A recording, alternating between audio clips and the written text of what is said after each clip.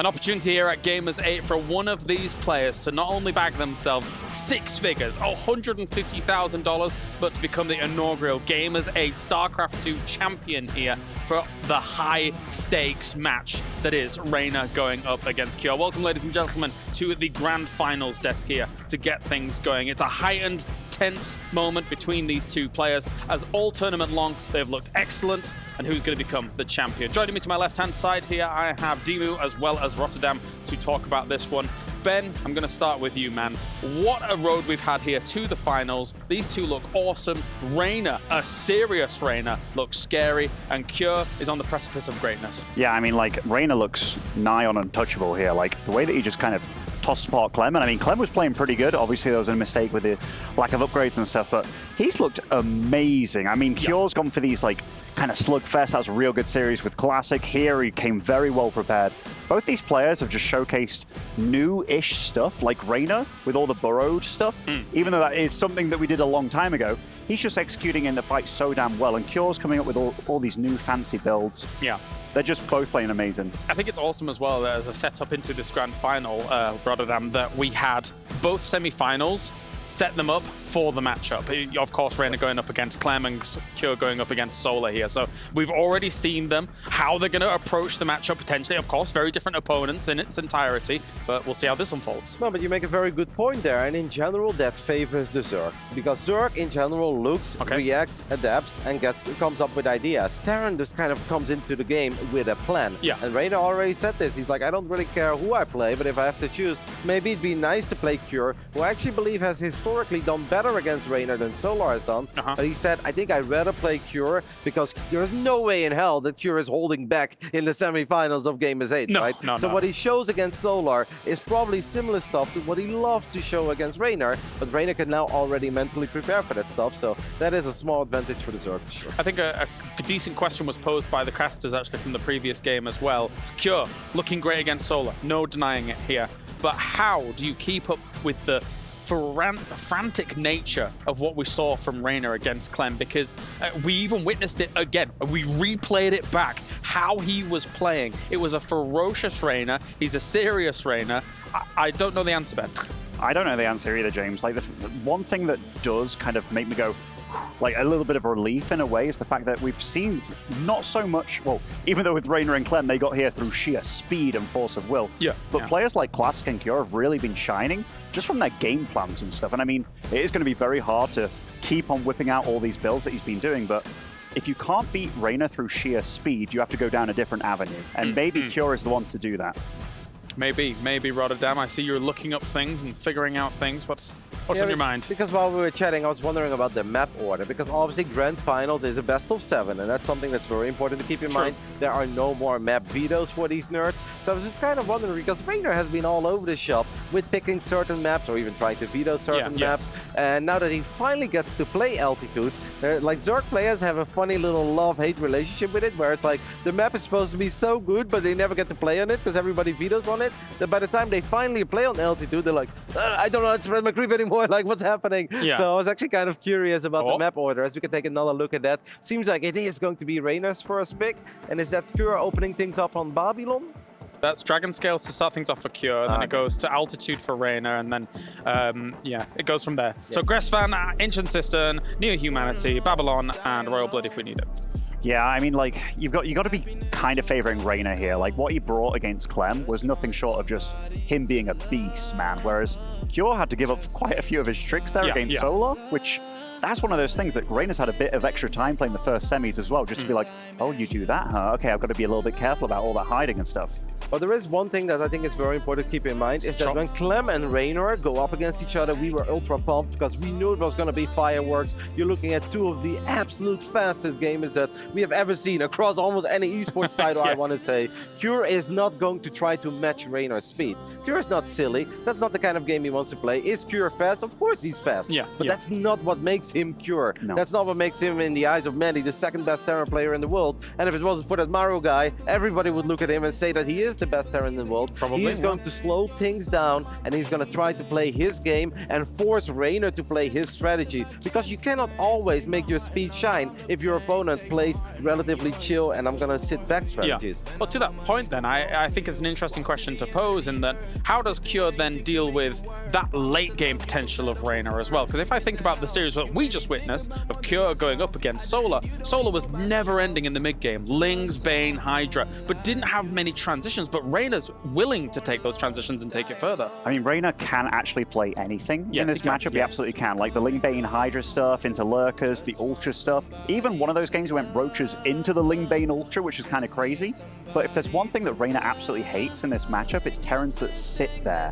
Like Clem is a guy that won't let you breathe, which is a great way of playing. But Cure, he's kind of more comfortable with letting that happen and forcing the game to go on for a long period of time. And those are the games that Reynor, sometimes he can get a little bit eager, you know, and it's not going to work out for him, so we'll see. And what Cure, I think, is also very good at is that he can play a 35-40 minute game behind missile turrets, sensor towers, ghosts, planetary fortresses, and if he then gets the best of you, he can actually hit you with a very deadly helmet timing in the following game. While you're still fuming over that previous game, you're like, man, I have to avoid that late game scenario. I don't want to play against Cure once he got 15 or plus 20 goals out on the map. Suddenly he hits you with a very sharp timing, and he has found success with helmet timings more than once against Reynor, but those were mostly online tournaments. And he was so willing to go from bio to mech, like full-on mech transition in the late game, whereas really Clem, cool. like even when he did get that +3 on weapons on the mech and stuff, it's like the hellback counts were really low. We all know Reynor loves Lings, like any, I think that's like his second child or his first child baby at this point, but like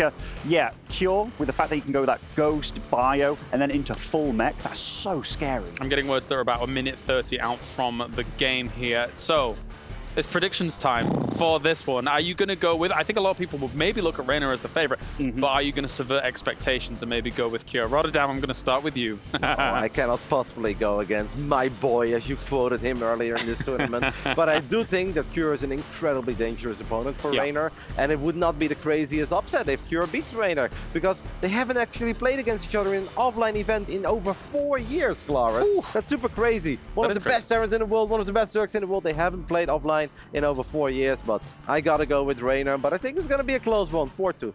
Ben? I'm worried.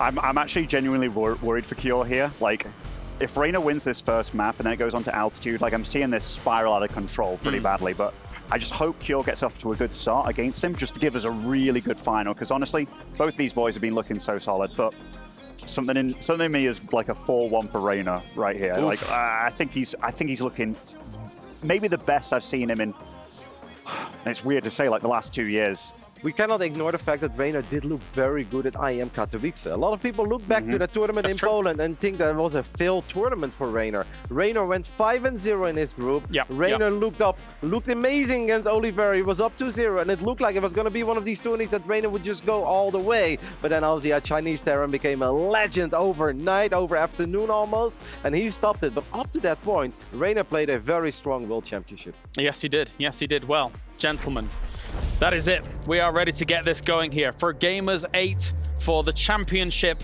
for one Zerg or one Terran to be able to claim the top of the mountain here, live from Riyadh, Saudi Arabia. One of these players will be walking away not only with the championship, but $150,000. It's time for that best of 7. It's time to see if the speed and ferociousness of Reynor can take on the tactics and the skill of Cure. Let's head to the stage for the final.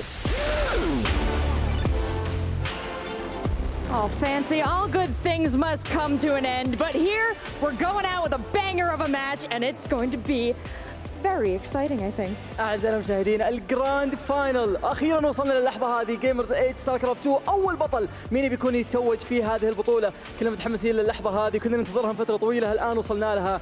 كيور ورينر جاهزين، واحد منهم بيرفع تروفي بعد ساعات قليلة. And meeting for the first time on land since 2019, Reynor and Cure are going to face off in a best of 7 to claim the trophy and the title of first StarCraft 2 champion here at G8 in Riyadh. And it's an expensive match. Yeah.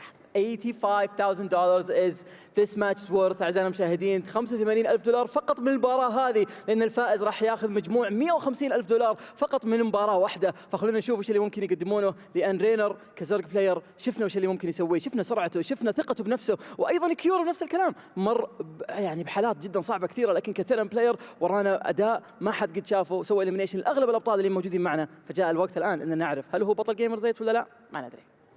I think our players are ready, and I'm not going to stand between you and this incredible match any longer. So, Fancy, what do you say we throw to him? Let's do it. Come on out.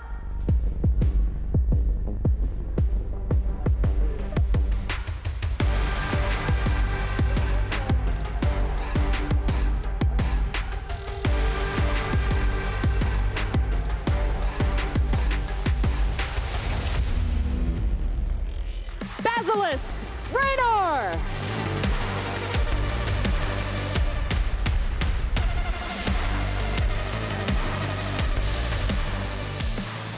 When we spoke to him after winning his semi-final match, he told us he gains his strength, his speed, his momentum from playing on stage.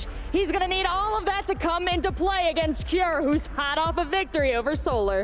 بطل أوروبا وبطل العالم سابقا أعزائنا المشاهدين رينر وصل للمسرح. سمعنا وش اللي قالوا في المقابلة، دائما يتحدث إنه دائما في اللان تورنمنت يكون عنده كونفيدنس مو طبيعية، عنده السرعة ما حد يقدر يجيب زيها، وشفنا الشيء هذا ضد كلم خلصها 3-0، فأكيد إنه بيقدر يسوي نفس الشيء في الفاينل، لكن خصمه هو الشخص اللي قدر إنه يوقف كل الأبطال اللي موجودين معنا، بالذات مباراته ضد كلاسيك كان الكل يتذكرها. فخلونا نشوف مين بيكون اللاعب هذا ونرحب فيه على المسرح.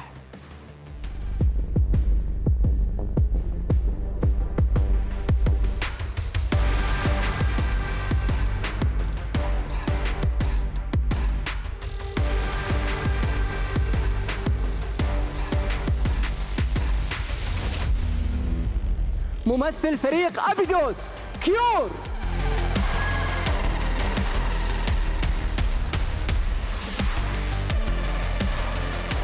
كيور دائما يتكلم عنه انه هو بطل في اللاند، وشاهدناه في آخر مرة تواجه فيها ضد رينر كان هو اللي فائز في المباراة، لكن اللي قبلها على طول في عام 2021 برضو رينر هو اللي كان فائز، فالنتيجة بينهم في اللان كانت 1-1. والآن ما هم فقط بيصفون حساباتهم في اللان فقط، أيضا بيصفون حساباتهم معنا في جيمرز 8، لأن الفائز منهم راح يكون هو البطل. Cure told us he came here with a purpose, and this is not going to slow him down. He just took out Solar, a very tough Zerg. Perhaps he'll take out another to claim the trophy. قبل قليل شاهدنا كيور يواجه أحد من أفضل الزرق بلايرز بالعالم وقدر يفوز عليه 3-1، لكن الآن عنده هو الشخص اللي يعتبر هو أصغر زرق بلاير وأيضا أفضلهم حتى الآن في السين، فهل يقدر إنه يواجهه بشكل حنا نتوقع منه، ولا ممكن الكونفدنس حق ترينر تكون هي اللي تغلب عليه؟ ما ندري، لكن جاء الوقت إن نرحب فيهم في نص المسرح، يسلمون على بعض وعلى طول على الستيشنز. Cure, Reynor, please join us center stage for the final handshake.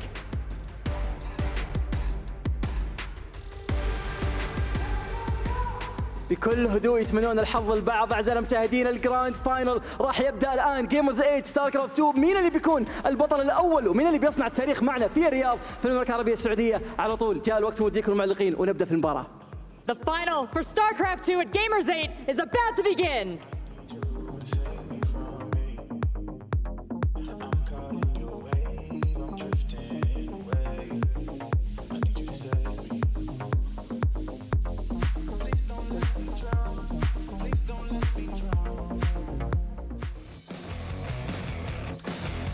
What is up, everybody? We're finally here. The grand finals of Gamers 8. Reynor versus Cure in a best of 7 to find out who will become the champion.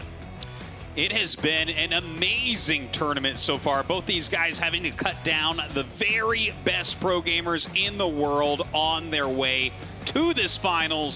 And it is a finals unlike any that we've seen before. Cure against Reynor. That's right, Reynor. He has been playing so incredibly in this tournament. This was an odd journey overall for both of these players. We had Cyril and Maru knocked out very early on. Reynor, probably the third favorite out of those three, and he has looked so incredibly strong. But Cure, the unlikely Korean to get here. He's been steadily improving. This year in GSL, he's been looking phenomenal, and he is a real threat to possibly take this entire thing. Oh, he certainly is. Cure has been getting better and better and better.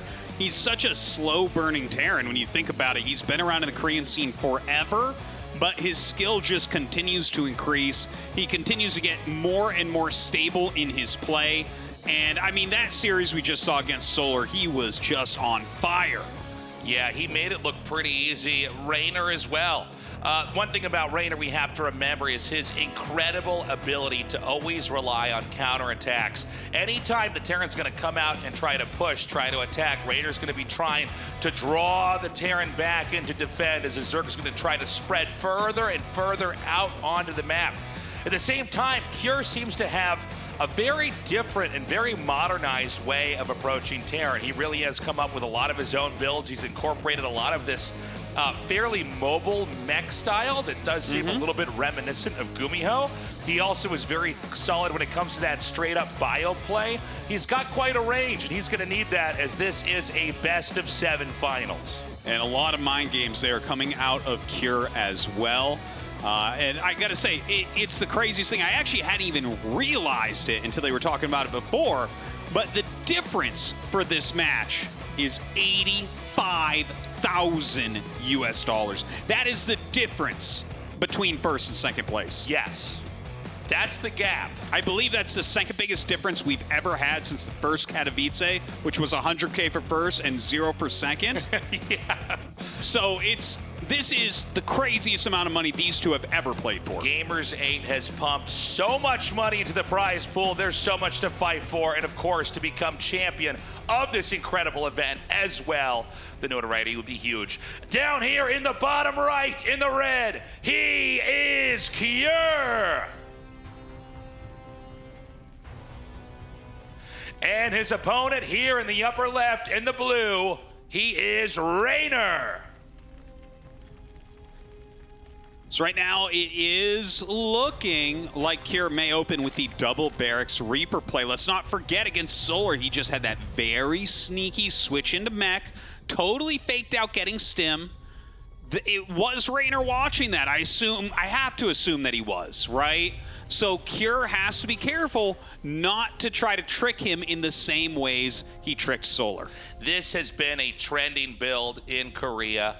Getting the second barracks out here, and there's a lot of different ways the game can go. What seems to be currently the most popular is to actually just get up to 3 Reapers. That's just enough to really mitigate progress for the Zerg on their side of the map without overspending, without making an unnecessary amount of Reapers. But there seems to be a lot of different variations with this. We've also seen some experimentation, specifically with Byun going for the 2 Reaper play, even though he gets double barracks here, basically cutting a Reaper back.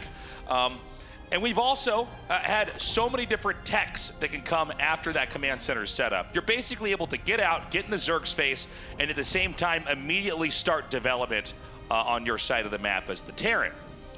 Well, right now you can see, look at this, Reynor playing so fast. That very high APM from him. Definitely in the zone here tonight, as is Cure. I mean, it's hard to say, man. It's a best-of-7. Both these guys are champions. What do you think, Tasteless, going into this before it really gets going? Are you favoring one over the other? I think Reynor may be slightly favored. Really? He does seem to really have an easier time than the rest at dealing with these Terrans. I think because he is so active on the map and he is able, instead of just trying to absorb blow after blow like we see from maybe Solar or Serral, instead he wants to try to create his own chaos. And that can be a problem for these Terrans that are very aggressive and very good at pushing, is sometimes they're not used to having to be that on top of the defending net and being ready for any kind of counterattack that might come. Well, certainly we saw that from Byun, right? Reynor just completely schooling Byun there with that style of play, 3-0. And of course, taking out Clem earlier today, 3-0. This guy not even losing a map on his way to the finals from the round of 8 bracket. But right now, Cure getting up into that main base with triple Reaper. Let's see what he can get done. And you can see the Reapers come in. They did not actually commit on the hatchery. We've had a couple games where if the Zerg doesn't handle this quite right, The Reapers can actually hit the hatchery, forcing a kill or a cancel while they use their grenades to bounce the queen back over and over. But instead, this is going to be a game where Cure is trying to really force the queens to defend as much as possible while surveying the rest of the map. Back inside the Terran space, we actually have a third command center started here, just after the factory has already been on the way here. The Overlord comes in and sees it, so Reynor knows exactly what's coming. Yeah, he's going to know as well that there should be a factory in there. So nothing too crazy, nothing out of the ordinary here for Cure, focusing more on building up his economy for this ongoing game. And of course, something that Reynor needs to check for, and in fact just did there, was any sort of mech switch, which we do not have here from Cure. That's right. He's going to go for the very standard mass infantry into stim, and follow that up with, most likely tanks, but, there's other variations. We could see Widow Mines. Medevac's, of course, going to be coming here as well. Right off the bat, there is a Liberator being made here, as well as some Hellions. So that was one thing I was not anticipating in this build. No, the early Liberator is kind of a neat little thing that Cure is doing. It's not the most popular move, but it definitely is playable. We'll see what he ends up doing with it. Will he try to clear any of the Overlords first, or just send it directly over to try to kill off some drones while he harasses with his Hellions? Yeah, it's going to be fun to see exactly how he handles this. And this is really Cure giving a nod into the late game. He doesn't want to do anything too dramatic, and I think this might even be a page, or I should say, I guess, a takeaway from the experience that Bjorn had. Bjorn did try to be active on the map way sooner and really try to take fights, and it played right into Reynor's hands. Reynor was able to shut it down so easily. So instead, Cure wants to try to win this in a much more developed game. Well, right now, Cure going across the map with 4 Hellions and 3 Reapers, so gonna kill a couple Creep Tumors there. Very nice start to kill those 4 free before they finish. Zergling's just kind of patrolling here as they see that third command center flying out. Of course, Reynor already did know about that command center, and now just moving his queens around, trying to block some of this harassment. And this is the kind of counterplay I wasn't really talking about, but it's sort of illustrated over here. The fact that Reynor will even make the smallest move to try to slow down that command center, to make sure that the Terran is respecting the fact that when they're out on the map, things at home might not be safe. A good shutdown on another counter over on that side of the map. Meanwhile, we've got the Liberator basically doing a sweep of the map, picking off Overlords, which may seem inconsequential now, but when Medevac drops come into the main later on, it's going to be a different story. Yeah, he doesn't want those Overlords just spying on everything that he's doing. Now, Lings come in for a little counterattack. That is like the third time we've seen Reynor try to run in already, and does get rid of a fresh mule, so you can't really fault that too much. A very nice move from Reynor. Now Cure finally on the other side of the map with double Medevac, stimming, trying to take down this 4th base before it can even start. Yeah, and it's going to be a tough one. Does he cancel it, or will he save it? It does finish, which means it's possible here for Cure to try to commit onto the structure. Oh, he targets down those Banelings very, very quickly indeed. The Zerglings having a hard time. Drones coming up as well. Oh my God, he's going to get it. That's a big kill, and in the meantime, a Liberator did pop into that main base. Looks like some Spores going to go up. A Queen going to come up to try to deal with it as well, but it gets picked off. And, this is what they were talking about earlier at the desk about Reynor. If you start to get under his skin early on, sometimes he never gets started.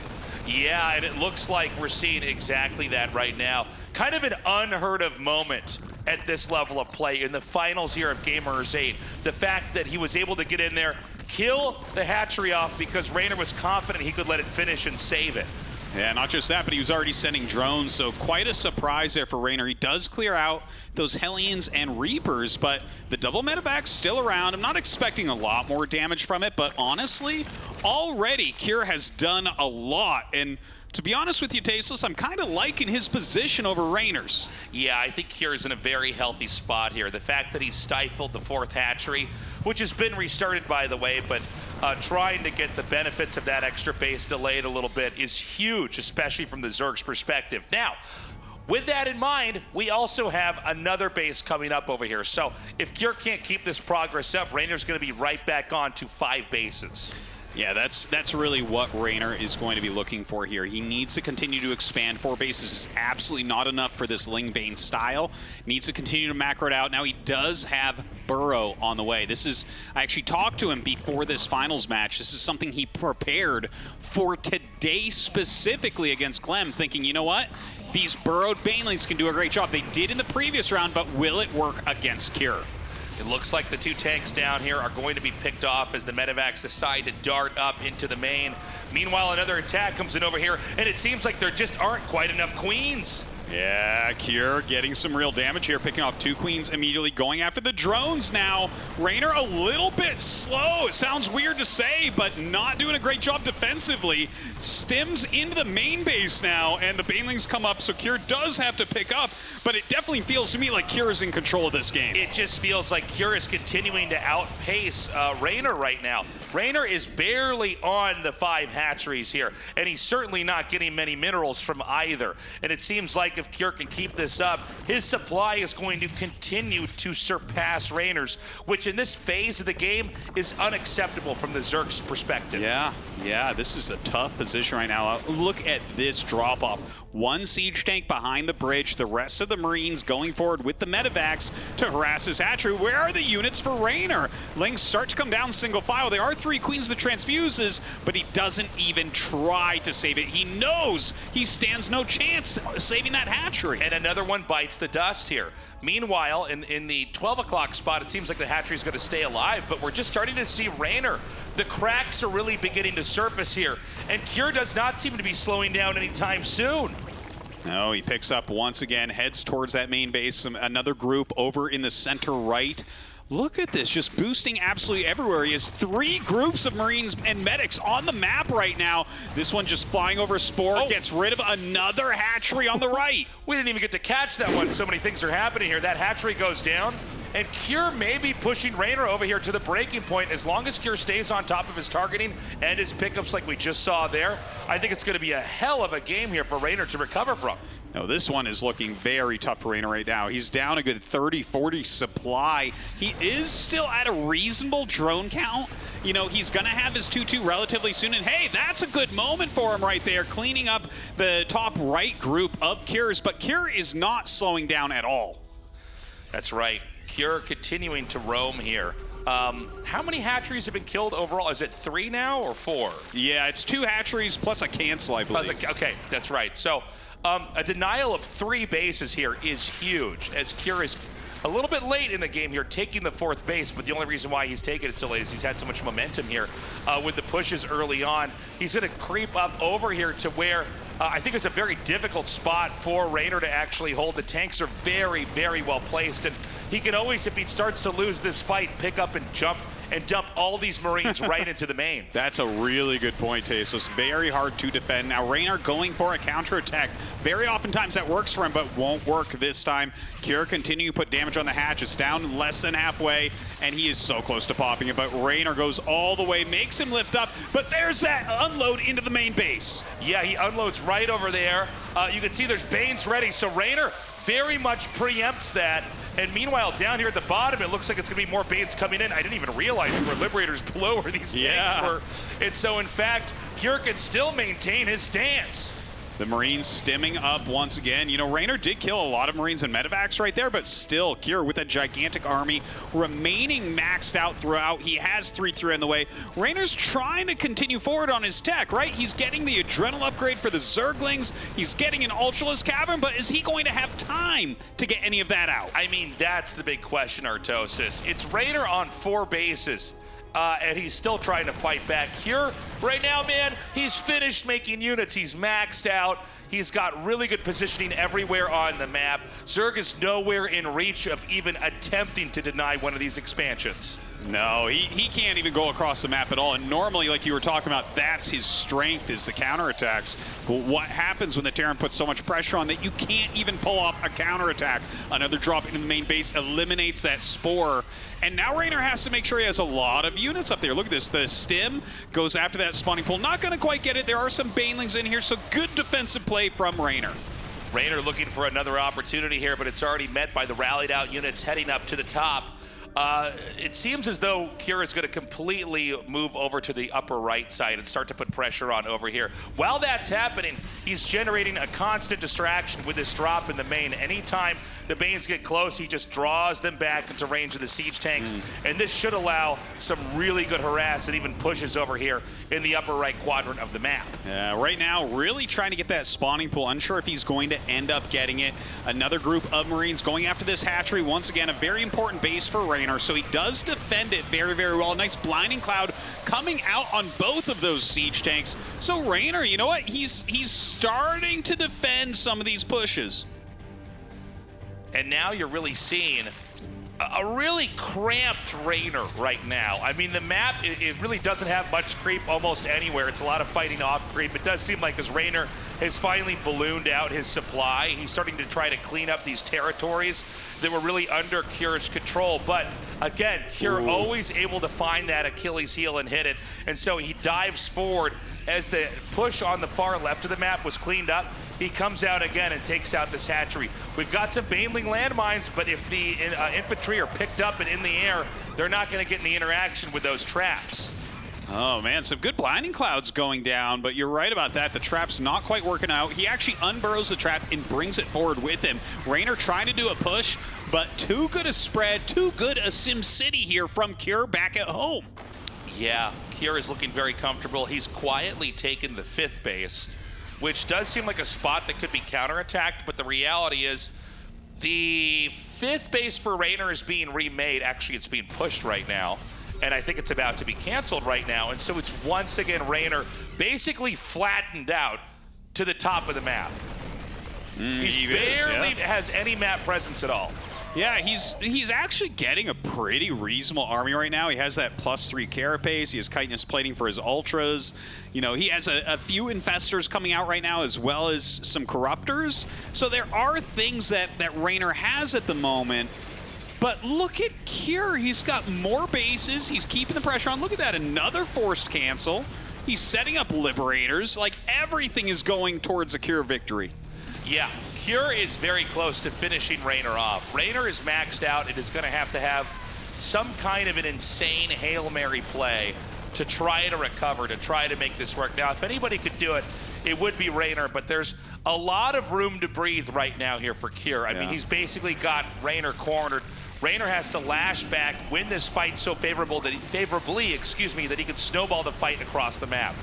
Look at this. Oh, beautiful fungals go off as the ultras come forward, but there's just too much damage output here from Cure, and that might be the back-breaking moment in this game. Reynor's army falling down so low. He is trying to make it right now, but this cost efficiency coming out of Cure might be just too much. Yeah, and by the way, let's take a moment to appreciate how Cure just slows the game down now.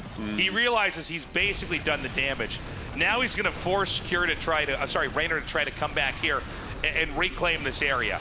And that's the right move. It's not always about getting the killing blow off as much as it is about then making it your advantage that much further ahead here. And so we're seeing now Reynor try to fight back, but right when Reynor has fought back as hard as he could, the reinforcements fill that in.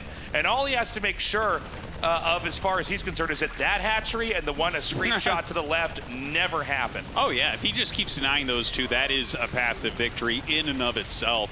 I gotta say, like, Reynor is holding on a lot longer than I thought he would. I thought he was gonna be dead 5 minutes ago, but here he is, continuing to push things back. His creep spread almost down to nothing now.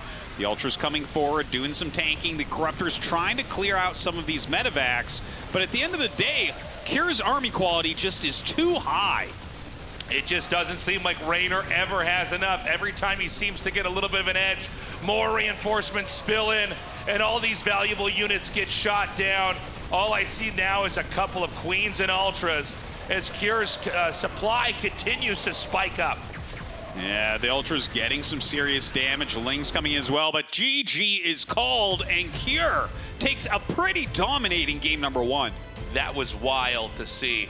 Cure really took advantage. Let's go right back to the most important moment. He took advantage of the fact that when he did that drop over to the 4th base, Reynor decided in a window of maybe 2 to 3 seconds that he could let the hatchery finish, that he could save that. Cure controls it perfectly, wins the fight, and kills the damaged hatchery. Everything from that moment rippled onward into the game. Cure was able to find opportunity after opportunity after opportunity, and even though Reynor fought back so well, it was Cure with a little bit more muscle, a little bit more mobility, a couple more options on the plate, and in the very end, he just forced Reynor all the way back to the top of the map and let the map clean up. And here's that moment right there now. Yeah, such a big moment. And he just kept the pressure on, even that Liberator we were talking about as well. Cure had 2 to 3 attacks going on at almost every moment in this game, at least in the early portion. And again, it seems like, you know what, you let Reynor be for a moment, and he's the one attacking 2 or 3 locations. But Cure just out-multitasked here. Yeah, and these are the final moments. This is the death rattle of Reynor here for game 1.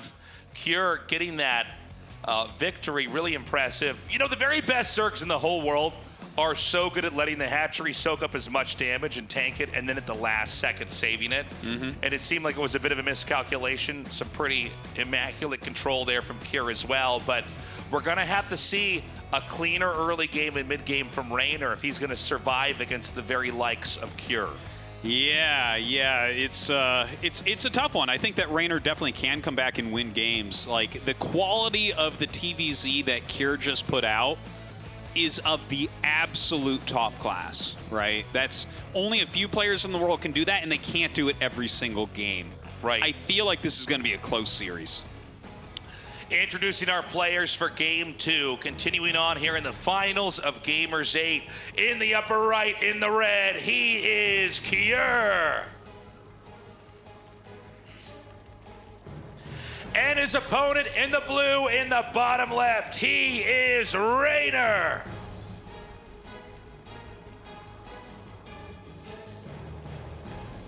All right, altitude.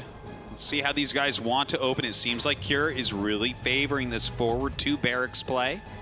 It certainly has been doing a great job here in Riyadh. Yeah, it's been very popular in Korea, and you got to remember when you see the 2 barracks, and he is going to send this SCV, so it is going to be that. There are many different ways to approach this, especially early on when we saw this grow in popularity. There were a lot more Reapers made, and it seems like now they've really figured that number out. And one might look at this and go, well, why would you make 2 barracks to get 3 Reapers? It's because when the second Reaper comes out, it comes out at a time unusual enough and early enough. It makes it a lot harder for the Zerg to get anything done. Having Reapers increment 1 at a time out of barracks, that's old news. Yeah, that's easy to deal with. It is. You're definitely right about that. And don't forget, that's going to give you a little bit more macro, a couple add-ons. It's going to allow you, if your opponent is doing anything a little bit cheesy, to be able to create a few more units and make sure that you hold on against that. And of course, it helps to finish off this big wall-in front of your natural expansion, right? Like, the buildings are just big and you're getting that extra one. So there's a lot of different things that make this a very interesting build for the matchup right now. And so we've got those Reapers coming out now. And really, the sky's the limit as far as variations coming from this build once you've got it out. There are a lot of different ways that you can approach the game, including what we saw before with mech surprise play. You could be pretty standard, like here was in the last game, and just get a 3rd command center and try to play a macro-oriented game. We've got that first CC started, so the rest of the build is going to kick in, and we're going to have a much clearer vision of where this game's going to go soon. Meanwhile, for the Zerg, on their side of the map, we're still waiting for the 3rd hatchery to be planted. You can see that the Reaper is patrolling out the only exit that you can get from the natural as more Reapers come in. And this is why it's so strong, is it's hard to really start to fight those Reapers off, the few that come out. And get that hatchery up. One answer that a lot of Zergs had for this was to hide the drone, but that's already been sorted out of the meta. Yeah. Because now they just look for the hidden drone, they kill it, and now you're down a drone, and you don't have a base. Yeah, it's pretty bad news there. Now the 3 Reapers coming up and actually putting some pretty heavy pressure onto that Queen. The Lings come up for a moment, and they do have to respect that. You can't just stand there and fight the whole time. And Cure backs up. Same build, by the way, as last game, where he's going for the factory into the 3rd command center. And you can see that he knows exactly when Zergling's speed finishes, which is right when you need to be away. So he's not wasting his time on the map, risking losing these Reapers. He's sending them right back home. He knows right when the map is no longer his to control, and it's going to go back into Reynor. And even forcing those extralings out and then not engaging with them is kind of a nice way to play the game. Yeah, for sure it is. Continuing forward here, we can see Cure just very, very fast on top of his build order, really focusing on nailing what he wants to do here as opposed to continuing to keep pressure on. And yeah, I mean, it's just a solid opener for him so far, but will it look exactly like that previous game? Wouldn't that be interesting if he does exactly the same thing twice? Yeah, well, you know, sometimes you can just go the very solid, quote-unquote, kind of best build order route and just know that, you know, your fundamentals are going to be there.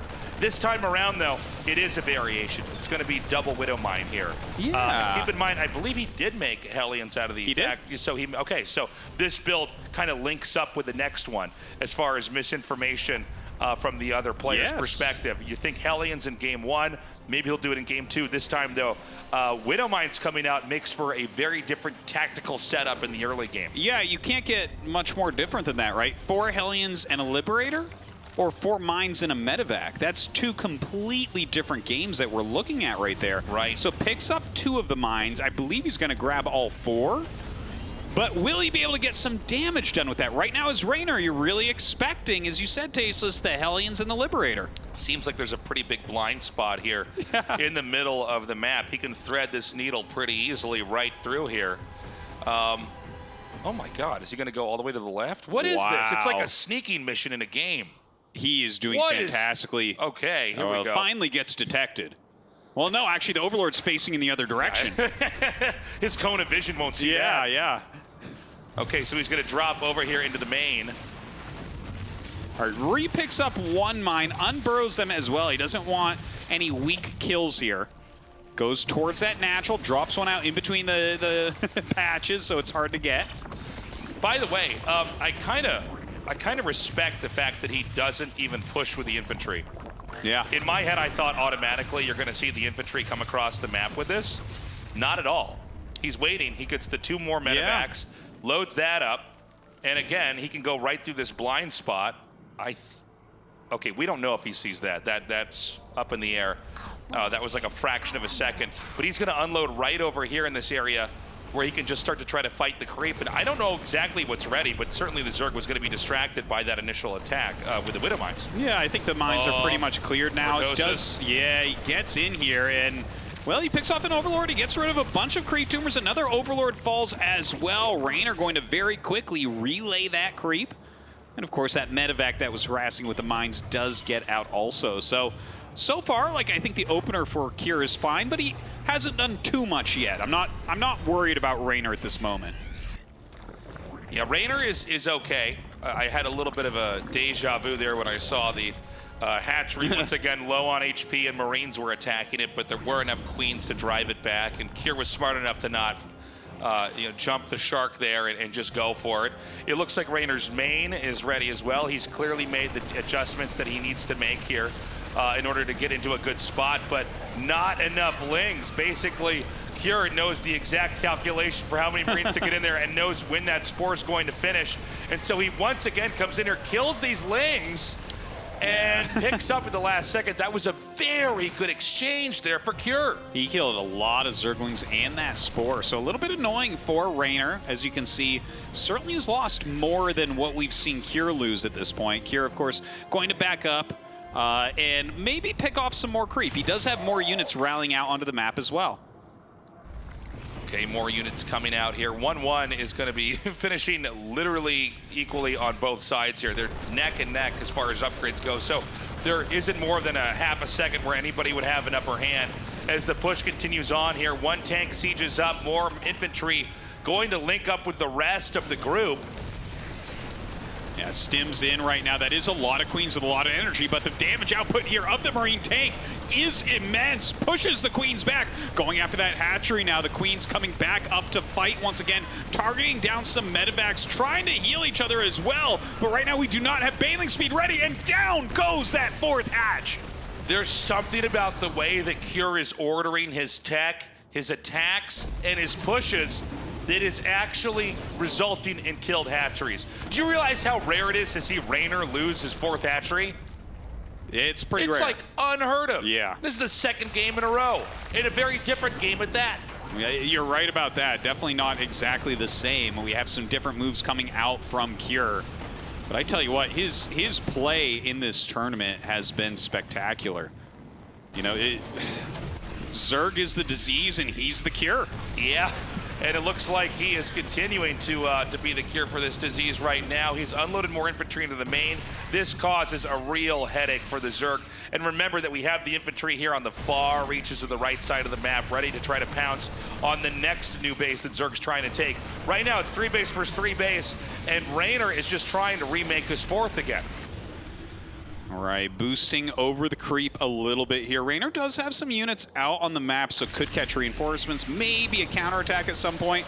Cure, eating a pretty big baneling there. So this little harassment definitely being reduced. And Reynor, you know, he's fought back and he seems to have reclaimed some of his territory on the map, but Cure is almost maxed out.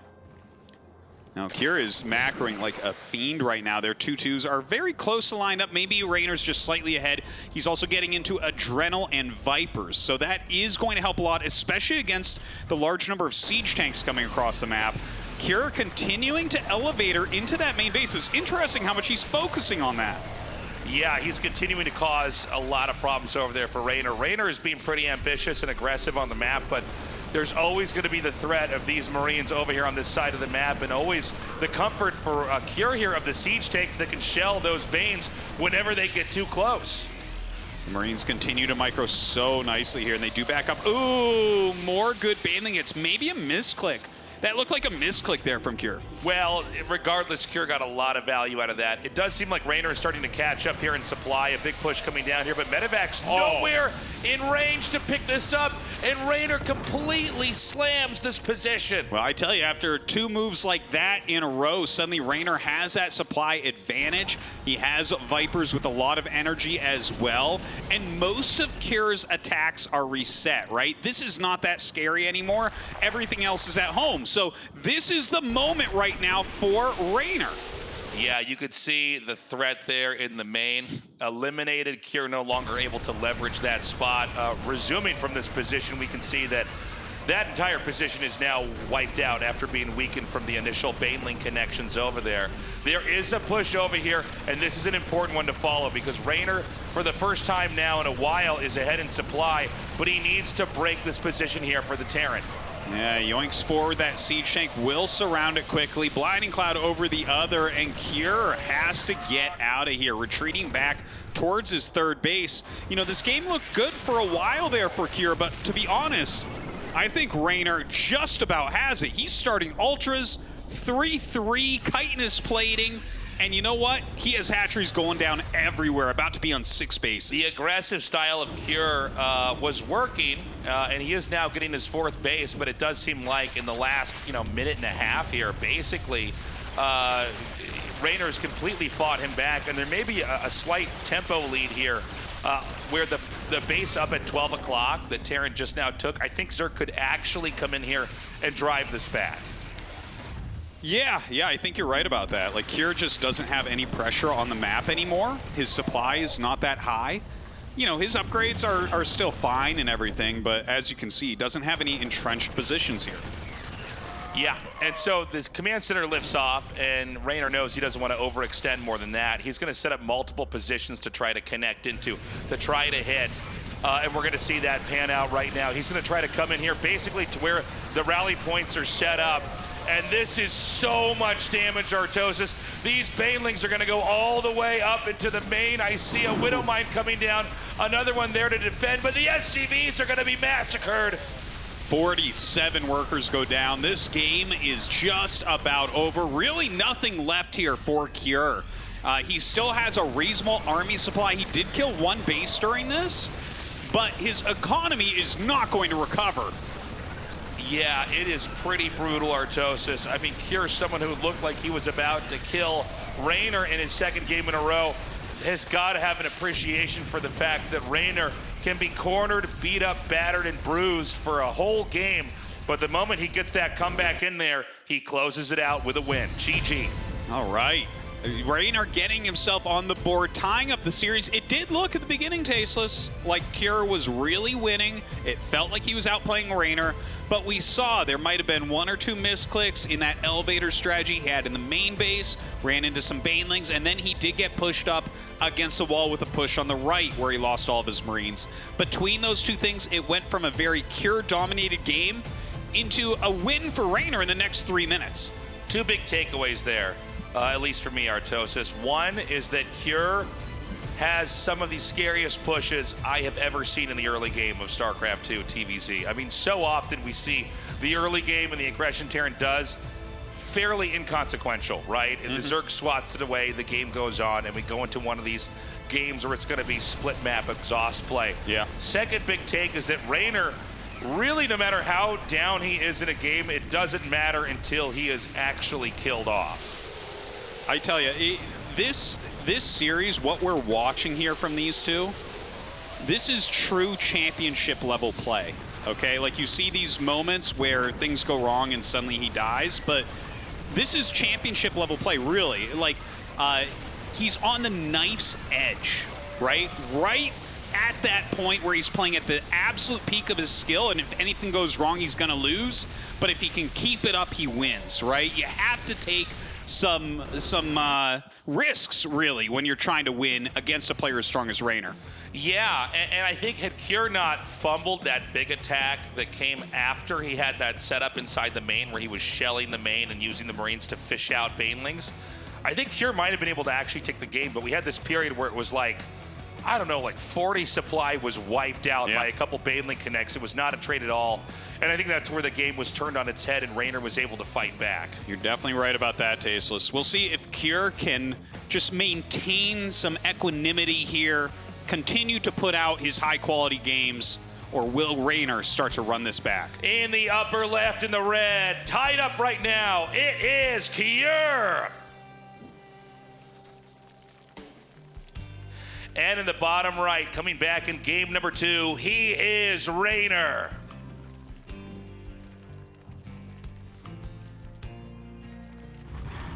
So Gressvon, I mean, this is the map where we see a lot of games. Well, first off, I think it's probably the most played map out of all of them, right?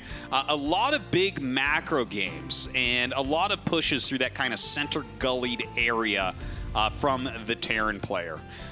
You know, I feel like this is a great skill tester for both of them. I actually really like this for a map 3 when it's tied up 1-1.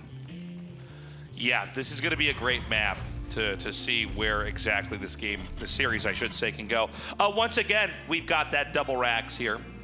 We had a variation in the tactics and the few units selected inside the build, but overall it was a 3 command center build order with opportunities created there and a later push there from Cure. What variation are we going to have this time? Only time will tell. Do you think there's any chance he'll try that sneaky mech switch once again? I don't know. You know, it is a weird situation where, okay, so you got to beat Solar to get to the finals, and you have to use a lot of your very best stuff to win that. But, you know, can you recycle that build order back in the following series against another Zerg who's probably actually better? You know, Cure is going to have a lot of different tools at his disposal, as is Reynor, if he's going to come out on top of this. But by the very nature of the matchup, what Reynor is mostly doing is reacting to what Cure is trying to do, in the early game at least. Well, the first Reaper comes out. A third one does get started as Cure prepares for that command center. One thing I do want to mention is we've seen Reynor really forcing his way in with Overlords, right? Like, you can sacrifice an Overlord and get a pretty decent scout. Yeah, that is true. And Reynor's always willing to sacrifice that Overlord to get a confirmation on what's going on. He's not going to be timid about anything like that. And so we have the Overlord floating just outside the third base. It'll be coming inside the main here shortly. we have the third Reaper out here. And this is that situation I was talking about. You've got to be careful with the hatchery. Doesn't always happen. Looks like this interception failed, by the way. Maybe a counterattack. Yeah, you could be right. I guess this is one way to do it. Well, if you think your opponent's doing the add-ons right then and not making units, which he's not making units right now, maybe it can do something. As you can see, putting some pretty reasonable damage onto this third hatchery. I don't expect it to die. Like, Cure is actually pushing it as hard as he can to the point where he just lost a Reaper, which isn't, again, very common either. But I'm a little bit surprised because I know we did have one game in this tournament where this build killed a third hatchery, but it's really, really uncommon. No, you have to have made a mistake here, but just generating the threats, you're going to pull the queens off of creep. They can't be making creep tuners. They can't inject. I mean, it's a way to drain opportunities from the Zerg elsewhere. And so the game goes on. The add-ons were salvaged there. He did not lose those barracks add-ons. And, you know, a very interesting back-and-forth early game here on both sides. The Lings are going to come in here again, and Artosis, this is huge because I think he will deny Stim. You know, add-ons, they always stick out of the right side of the base. And this actually really screws up Cure's build. If there was one way to throw a monkey wrench into the gears of this opener for Cure, it would be to take out the Stim upgrade. That is very annoying. Yeah, Terran, you know, Stim, it's night and day when Terran have Stim or not. That's when they can really take fights. That's when they can push. That's when they can do things that otherwise would have been impossible. This is a funny interaction. This Reaper's going to kill both of those. And it looked like it was perfect from Reynor for a second. Here we are. And he's going to get away. Good job. Now, a Liberator is coming up. Stim finally getting started once again. Hellions coming out as well. So kind of similar to the build that we saw a couple games ago in game number 1. And yeah, we'll see if he can get the type of damage he was looking for.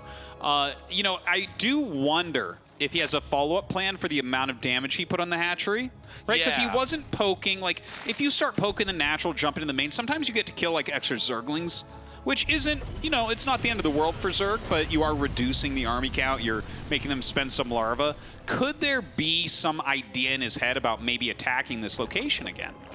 That's a good question, Artosis. I mean, the reality is there are so many moments where the hatchery gets to half health, a quarter health, 10% health even, and then the Zerg can save it. But the fact that it's already beaten up earlier on means you might have an extra 2 seconds and a push to stim it down and kill it. And then the hatchery goes down in a, you know, the same fashion as before, but just it was started out in a very different way. We've got that third CC landing. Zerg up to 4 bases now, about to transfer drones over there. And it's been a quiet start here. We've got the Liberator now on the map, similar to game 1. And probably a later push here. I mean, let's not forget Stim was denied. And until Stim's done, you can't do anything with Marines on the map at all.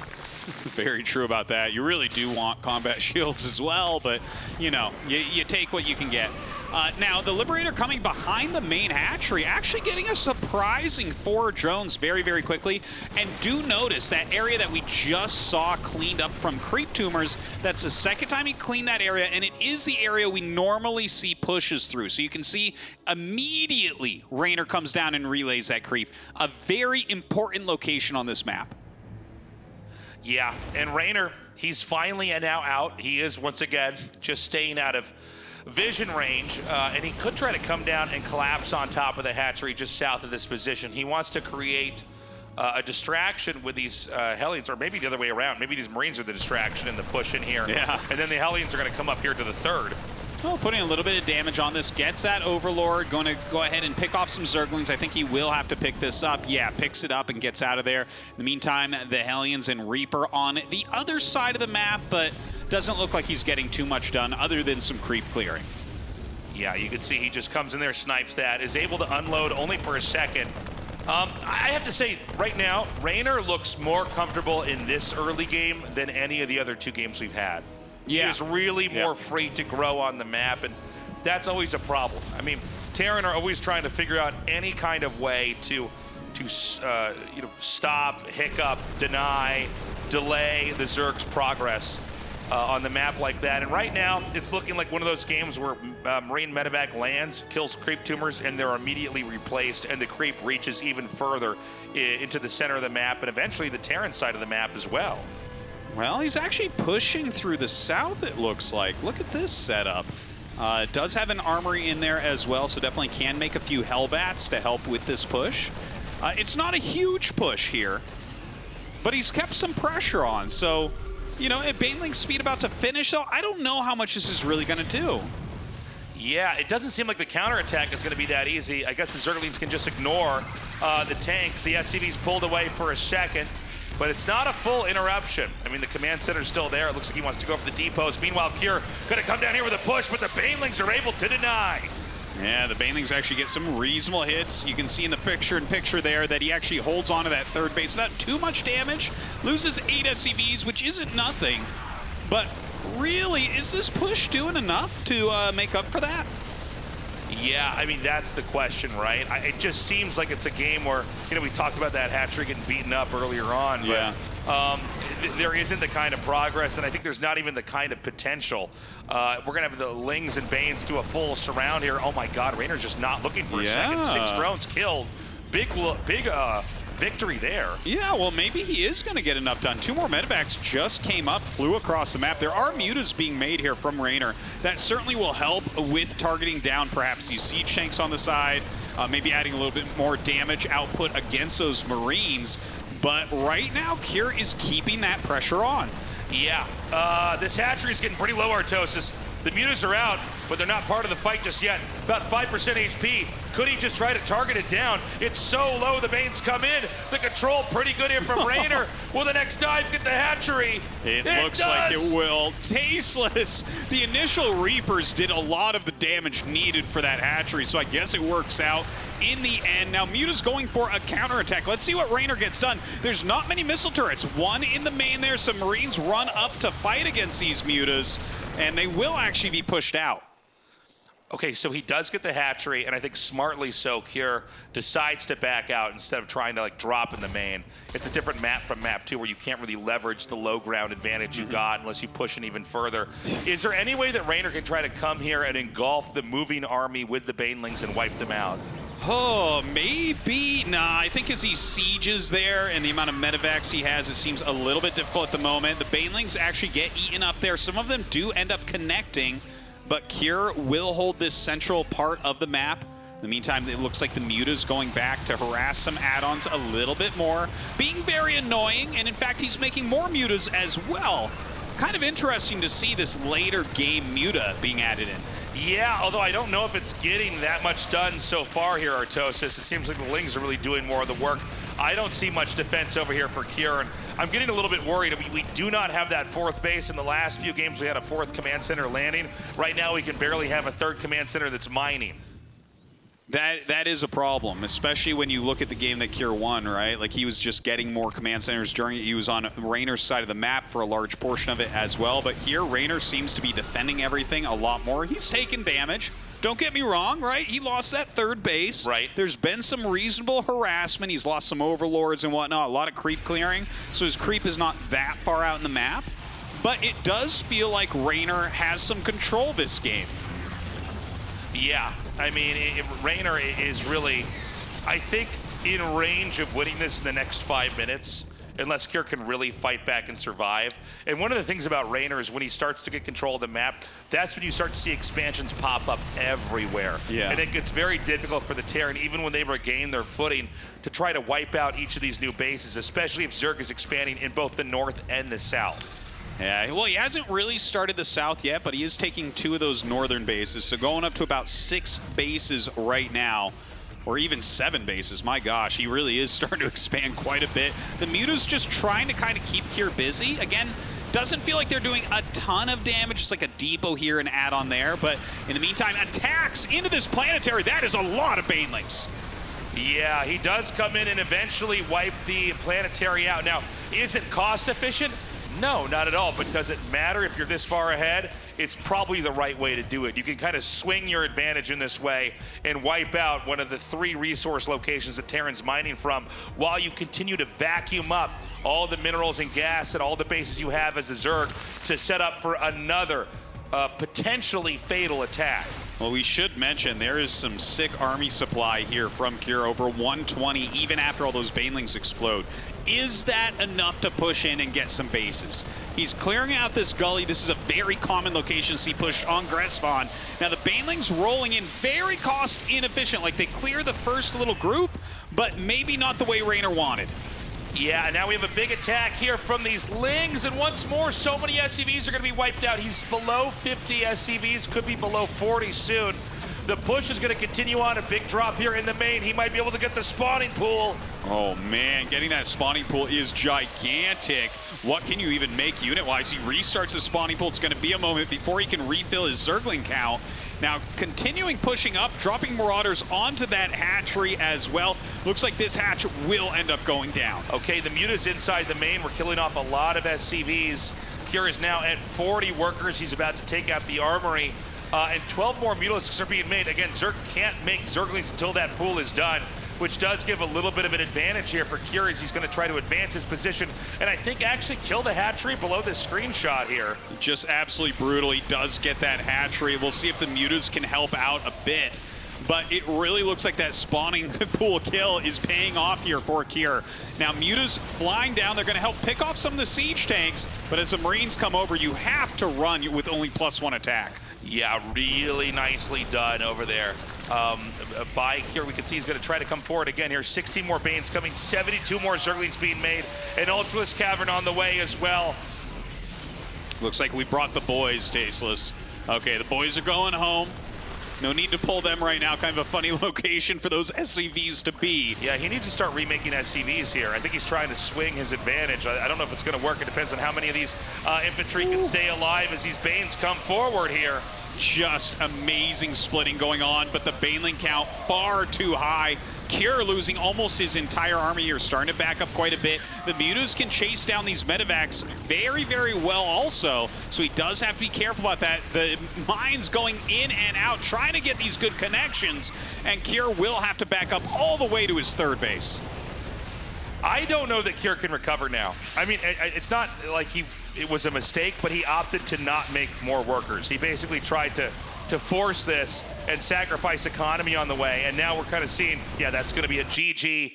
Reynor, really strong early game there. He is not having any of what Cure is trying to throw his way.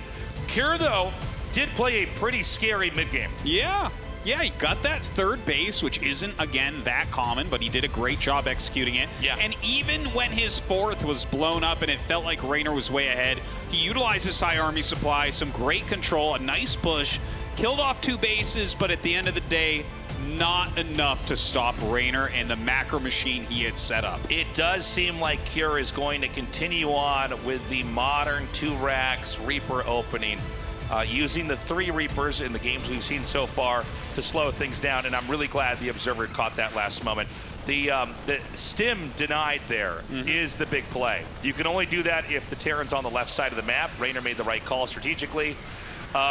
There was a lot of great harass that killed SCVs off, and even though Cure was, I think, at about 72 SCVs at the peak of that game, by the end he was sub 40. And Cure never remade the workers. He basically kept trying to force and force and force. And look, a lot of hatcheries were killed in that game, but you know what was not killed in high numbers were drones.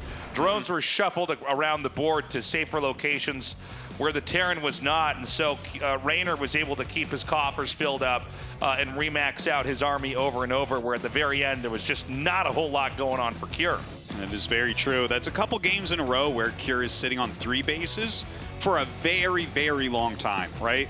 He's really putting his money, his resources, his attention into trying to get damage done. We'll see if he's going to keep on that route for game number 4. In the bottom left, in the blue, now taking the lead, he is Reynor.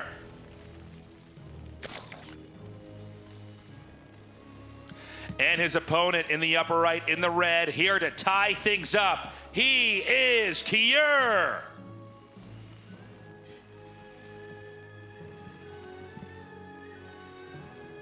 And once again, we have the wall starting up.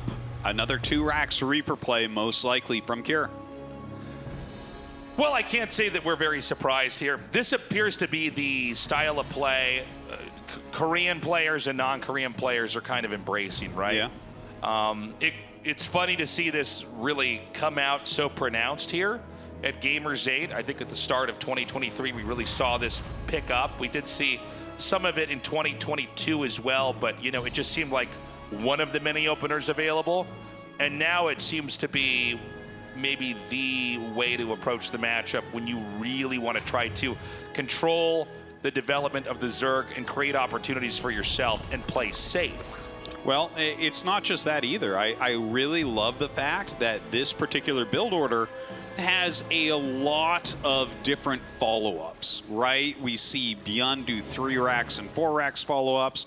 We've seen Cure do multiple factory starport follow-ups that have been different. Right. We've seen just a fast additional command center, right? There's a lot of different things that we can see. Even the fake bio into mech play that Cure did earlier.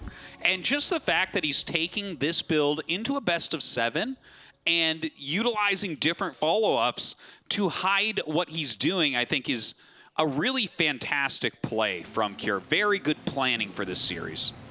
I think you're right. And, you know, by the way, Reynor not electing to do any kind of rushes here. Not going to try anything crazy at all.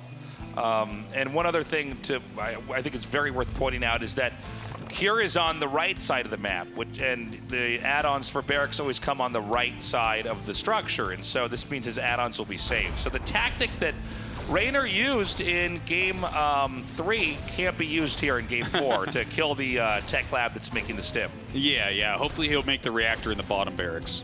Right now, the Reaper is out here harassing a little bit, throwing some grenades down. Second Reaper comes up, going to put some damage onto that Queen as well. You notice he's taking a very different approach than we saw previously there on Gressvon, right? He's not attacking the third hatch, not getting that additional damage done, but instead pressuring, trying to kill some lings, damaging the Queen, that type of thing. Does he see? Okay, he does. I was going to say, is he going to find the extra barracks over? He sees everything. I don't know. That's an excellent sacrifice. Yeah. An excellent sacrifice. Yeah, this is an opening we saw Beyond do earlier. Yeah. Now, Beyond utterly failed with this opener. I just want to point out. Okay, but I think also Beyond tends to hyper-commit sometimes. Yes, sometimes. Like, you know, he's one of the best micro players in the world, so sometimes he'll take fights he shouldn't, and he still wins.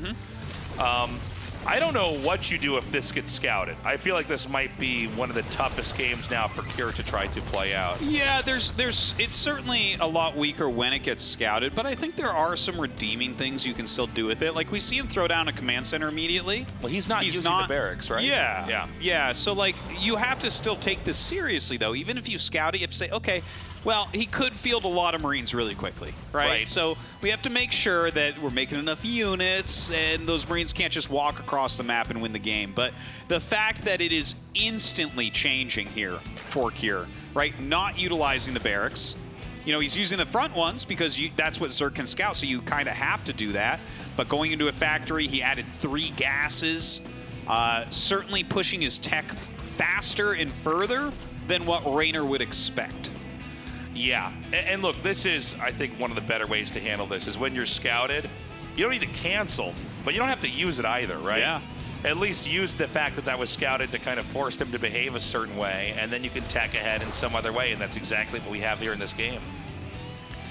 Well, you know, it's you're going to make the barracks eventually anyways, unless you're going to go into mech, so may as well let those finish, and of course he can start to get more units a little bit later on. Now, Reynor is making a lot of Zerglings. Notice how many Zerglings he's making. He's preparing for a move out. He assumes, right, Stim is about to finish. He knows the timings of all this. So he is getting ready for a push that is absolutely not going to come. Yeah. Instead, it's going to be a pretty quiet game here from Cure, which I think, again, he's handling this very well, being scouted. I think Beyond might have been scouted as well with this, but he just made the infantry anyways. So we get the command center to land here. Reynor continues to develop unimpeded. He does make another dozen lings. You know, not totally clear if that attack's going to come out or not. But how much does Terran have if the shoe's on the other foot? Is Terran going to be safe from a mass Zergling attack over here at the third? Because I don't see anything actually occupying this position up here now. Yeah, you got to be careful. Look at that. That is a lot of Zerglings, but he gets back. I think he could have gotten in there, actually. He might, maybe. I think he could have actually ran in there and maybe killed him. I'm not sure. You might be right. You might be right. That could have been a scary moment there, but you know, if you try that and it doesn't work, it's like, yeah, your 50 Zerglings are gone. That doesn't feel good either. Yeah, now this command center lands, no problem. So we've got another counterattack. He doesn't. Oh, what? Ooh. He like pinballs off the one Marine. It almost didn't even make sense. So he does get chased away once again. Reynor with a tough decision there. Do I commit or do I just run back? These are really hard decisions. I think that's the main thing to take away here, where Reynor, someone who is actually very decisive as a StarCraft sir, still, even he is like, oh, do I go or do I not go? And these are borderline decisions. You kind of have to go with your gut. That's right. And so as the game progresses, you know, we've mostly been looking at this from the Terran perspective, but I think it's because the, you know, tech was scouted. But it seems like Zerg is in pretty good shape. I mean, the Baneling's Nest was made as late as possible. We've got the 1-1 upgrades here. Looks like the main is safe from drops, as is pretty much everywhere else on the map. I don't think there's a most obvious place to push. Maybe, I guess, the northern part of the map there from the Zerg, but the creep spread's very good. The Queens are out on the map, and as 1-1 finishes, I don't know how soon Terran's going to hyper-commit to any one location. Well, clearing creep, this is a good way to start, right? Like, you've built your economy up pretty well, teching still, but just clearing the creep on these edges, opening up possibilities later on for attacks. And Kjær just continues to kind of stay back, right? Like, this is not a great deal of pressure. And I'm very nervous for Kjær this game, right? Because Reynor, if you let him be for a little bit, he gets an unreal amount of macro going on. He will start his counterattacks, and it's going to be hard to kill anything that he has. That's right. And that's something that is, you know, going to be here basically no matter what as this game progresses forward. We've got more upgrades coming from the Terran. Terran's been very quiet, I think, basically trying to build up, but Reynor's pretty much maxed out. Reynor may be the first that's going to be able to come in here and attack, and I wouldn't be surprised if we see 2 more bases get thrown down before that happens as well. Well, Ling's trying to defend any possible incoming drops there in the main base. Of course, they can come down very quickly on that creep to help out against a full frontal attack. Kjær does have 2-2 started just slightly before Reynor's 2-2, so at least he won't get behind in upgrades. Little counterattack does come in here, surrounding a siege tank. Trying to go further as well. Some more Lings coming in there, but not really being useful. Yeah, just killing off these SCVs is going to be really annoying. It's a lot harder, like we've talked about before, for the Terran to ever actually push out on the map. As long as these counterattacks are coming in there, we've got a couple of Lings in the main cleaning up these Marines. A scan confirms there's nothing burrowed over there, but the Zerg is continuing to grow. Yeah, Reynor is getting very scary right now. Some of his creep getting to halfway on the map and even just slightly beyond. Moving Lings all around. You can kind of just look at the mini-map and see groups getting ready. Sends up a hatchery to the top left, a group of Lings there as well, kind of roaming about, finding this Reaper. And he's got units positioned kind of all over the place. Right. He's ready to fall upon anything that enters his territory. Yeah, it looks like he has 1 Ling here to delay that 4th command center that's going to be landing over here. Zerg goes all the way into the upper left reaches of the map and gets the 2nd base over there at the triangle, triangle expo that you see just outside of the main and the natural. And, you know, we're in a position where we may see this entire map get paved with creep, and it's going to be up to Kjær to try to get out.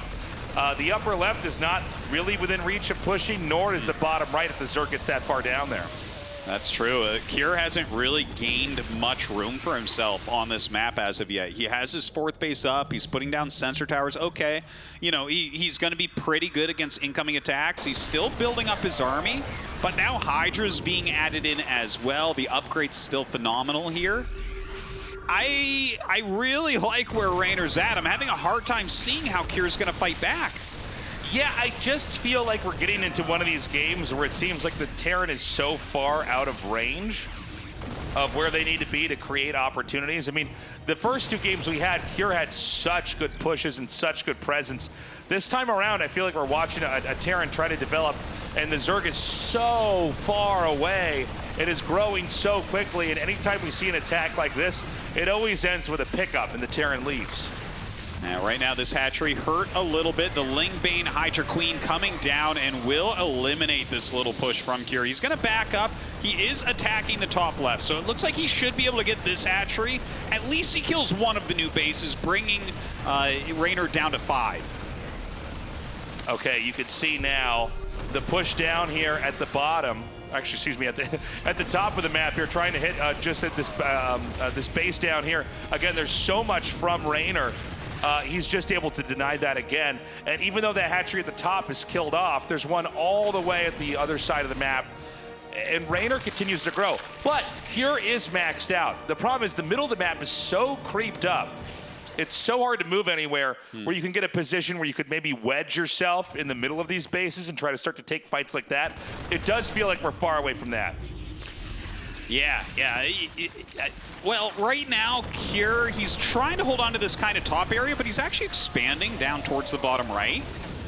Right? So this is something I'm seeing from Cure where I'm not so sure about it. Like, maybe he can deny the top left bases, but it feels impossible to deny those, but also defend this new expansion he's taking. Yeah, he's going to be pulling away again. The creep spread gets more and more insane, Artosis. Terran, you're a bit strained taking this base down here. Yeah. I mean, you don't have a lot of options, right? You have to expand somewhere. But it's really hard for Terran to get out of their quadrant of the map ever. It's just, it's tough. Terran can kind of hang on. And occasionally we'll see players like Maru do split map, but if there was a map that was like the hardest to do split map TVZ on, I think this is it. Maybe. Some of these bases are pretty far out. Those corners, pretty far away from everything else. Okay, we've got another attack in here. Reynor has continued to develop, to grow, to create opportunities elsewhere on the map. And we have another little squadron of units coming up here to the top left. I think they actually will be able to take this base out. That whole area below this is littered with mines, so I don't think the Zerg would be wise to try to dive into that location. Well, at least he does have those mines, right? Like, he's got to do some moves that are going to give him a lot of cost efficiency, because if Reynor on 90 drones and 200 supply, his bank is going to start building at this point. Right? Like, right now, it's still, like, relatively close. If Cure starts having good engagements, he can start to run away with it. But if it kind of continues to play slowly like we see right now without any huge engages, Reynor's economy is going to start exploding upwards. That's right. We're about to get into Lurker Tech over here, Artosis. Again, Terran continuing to fish around the map, but just not finding much of anything. Anytime you get even close to creep, it seems like Reynor's ready to lash out and try to drive you away. Meanwhile, at 6 o'clock on the map, another attack comes in, but it's the same story down here as well. Reynor's splitting very, very strong here. These Marauder Marine Ghost medevac forces unable to really push in and get very much done. The Massive Queen's laying a bunch of creep tumors. He wants to continue to push this creep forward. A nice little mine hit, but, you know, not too impactful. It really feels like Cure needs to do a bit more than what's going on right here, or he needs to start switching up the way he's playing it like we sometimes see from Maru. All right, we've got another set of Banes coming through here and clearing this out. And, you know, the Zerg now growing into the bottom center. We've got another big attack coming in here now. The Zerg is banked up quite a bit, by the way. Cure just spending kind of every bit of resource that comes in. The Banes come through. The SCVs are not evacuated. The hatchery falls. Yeah. And Cure is once again shoved back into his corner of the map. Back down to 4 bases, unfortunately. Even this command center taking a lot of damage. There was some attacking in the top left by Cure, but doesn't get much done there either. Having to back up here as Reynor continues to push as those mines go down. The Hydra's extending pretty far into the map. And there's just so much map that the Zerg is getting to take here. I mean, do you see how far away all the bases that Reynor has that were fought over early on in the game, how far away that feels? It's just blanketed with creep everywhere. Yeah. We've got some ghosts coming out, but even that gets thwarted. Honestly, you can't play such a small position that Cure has like this without, like, at least siege tanks, you know? I agree. You need to make some sort of meat grinder where Zergs just simply can't push in on you, but he doesn't have this. Look, it's like mass lings, tier 1 units. They come right in, there's one tank, no issue, tons of damage. Yeah, we've got some more Widow Mine hits connecting in over here. And I think you're right, Artosis. I guess maybe Cure was afraid of having tanks in a push-style situation because it's such a far travel distance. But the problem is that the Widow Mine Marine Marauder setup here just isn't getting anywhere on the map. I mean, we see the counterattack that Reynor did way more damage than the actual push that Terran had coming out on the map. It really did, and I don't think there's much left here for Cure. His bank is used up. He's at 157 supply. Less than half the workers Reynor has. Reynor just attacked moving around the map at this point. His macro has reached this almost unstoppable level, and Cure just is not going to have efficient trades anymore. Yeah, Cure now, it's almost like he's no longer fighting to control the creep and get it pushed back. He's trying to stop the creep from actually progressing onto his side of the map itself. Yeah. I mean, he's having a hard time even keeping his fourth base up in mining right now. Cure's still hanging in there. He does have a lot of ghosts. He still has a very strong army supply. Let's not forget that, right? Like 167, okay. But with so few SCVs, it's still a very strong fighting army. So he's going to try still to get something done with it. But the problem are these attacks that Reynor always does, right? Like as soon as he starts to leave, there's a counterattack. And then he goes up there, and then Reynor attacks down here, right? Like Reynor is everywhere. Even burrowing just to force a scan, which is one less mule later on. Like he's really clamping down here. We've got another big attack coming in. It seems like Reynor decides to pull back and fight a more favorable position here. And look at this, Cure is actually going to tear through the creep, not even just going right on top of the hatchery like that, picking up and getting back away, getting another one. Hey, Artosis, this is the kind of stuff we needed to see here from Cure if he's ever going to win. Well, he gets a couple of hatches, but I honestly feel like he has to kill 2 more and then hold a counterattack, right? If you do all that, then I'm like, okay, here we go. You know, we're getting there. And maybe he can do it. Maybe he can do it. Cure is an amazing Terran, one of the best players in the world. Okay, so we got another ghost coming up here. Unfortunately, we never get a ghost. When they put their guns away, it looks like one of the StarCraft civilians from single player. Like, oh, he's going cloaked civilians, pretty sick. Another drop is cleaned up over here in the north and in the south. There isn't much more that it seems like Cure is able to find. A big push is going to come down here in the bottom. Now, again, Terran have a much more difficult time trying to take wide reaches of the map. Even though I think the Planetary Fortress was meant to fix that, it really doesn't. And so it's going to be tough here for Cure to try to come in and claim this spot in the bottom right. Yeah, that command center have to fly back. Now, that was very cost efficient. The ghosts there, the mines there, they all did very, very, very well. I feel like Reynor right now is in a finishing frame of mind. He thinks that he is far enough ahead that he can just kind of bludgeon his way to victory, but Cure's he's starting to turtle up a bit more. He's not spending as much time out on the map. He's focusing on having solid defenses. Yeah. So maybe it's time for Reynor to sit back, get the right army, and do a push that can actually break through this mass ghost. Seems like once more he's going to be driving this back. The Lings are going to come in, but there are Widow Mines ready to try to blow up some of these Lings, but there's so much here from Reynor. I think the only thing that's really keeping Cure, weirdly enough, in this game alive is the fact that Reynor's having to run, even on creep, up from the north to the south, back and forth here to try to cover this map. Meanwhile, another push here from Cure, beginning to close in onto the 6 o'clock spot.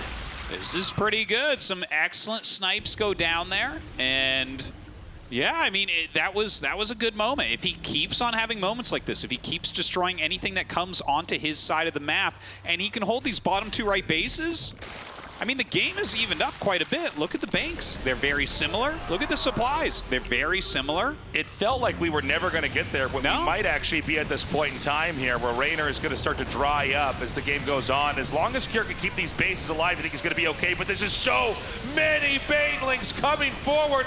No medevac to pick them up, and so the cornered units will be destroyed. Well, that's one way to do it. All the ghosts going down. The Planetary as well has to lift off the bottom right base. Reynor just forcing his way in with the Mass Bane. And now Cure has to rebuild. Yeah, the supply is brutal, Artosis, 130. And you know, it's funny, Cure had a good spread of units down there, but just didn't happen to have medevacs in the control group.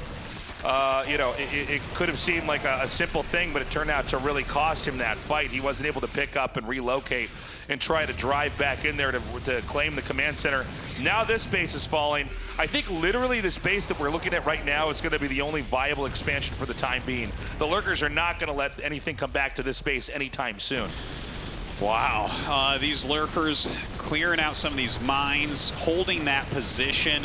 A huge surround coming up onto Kier's main army here. He is trying to micro back, some nice parasitic bombs going down as well. And I mean, the Zerg swarm is just occurring right now. GG. Reynor goes up 3-1. It's interesting to see that Reynor didn't force Banelings to try to end the game earlier. He basically just played defense. Let Terran try to stretch out to the top center and the very bottom right of the map. And then right when he thinks, okay, I have more than enough income, we're gonna spend all that gas on the Banes. We're gonna wipe that position at the bottom right. We're gonna push with the Lurkers at the top left. And we're gonna make sure that there's no way Kier can play this game. Reynor looking very confident, a little grin, a little wink into the camera. Kier now realizes he has to win the next 3 games in a row or he is out, and Reynor is the Gamers8 champion. Yeah, that's rough, especially after game number 1, right? Like, Kier really outplayed Reynor in game 1, but yeah, Reynor has come back, even being behind game 2, to win that one in kind of a surprise. But now, a couple games in a row where he just looks stronger than Kier. Yeah, I think Kier put up a good fight, but you know, it's funny. Even in this shot that we have over there, there's 4K gas banked up. 4K gas again here. And how many Banelings is that? It's so many, Artosis. And then when it's time to actually make those mass Banes, he still had another 4K gas. Oh, man. So he's basically... actually, guys, we're going to go to a quick break. When we come back, we're going to continue on here in the StarCraft 2 Finals at Gamers8.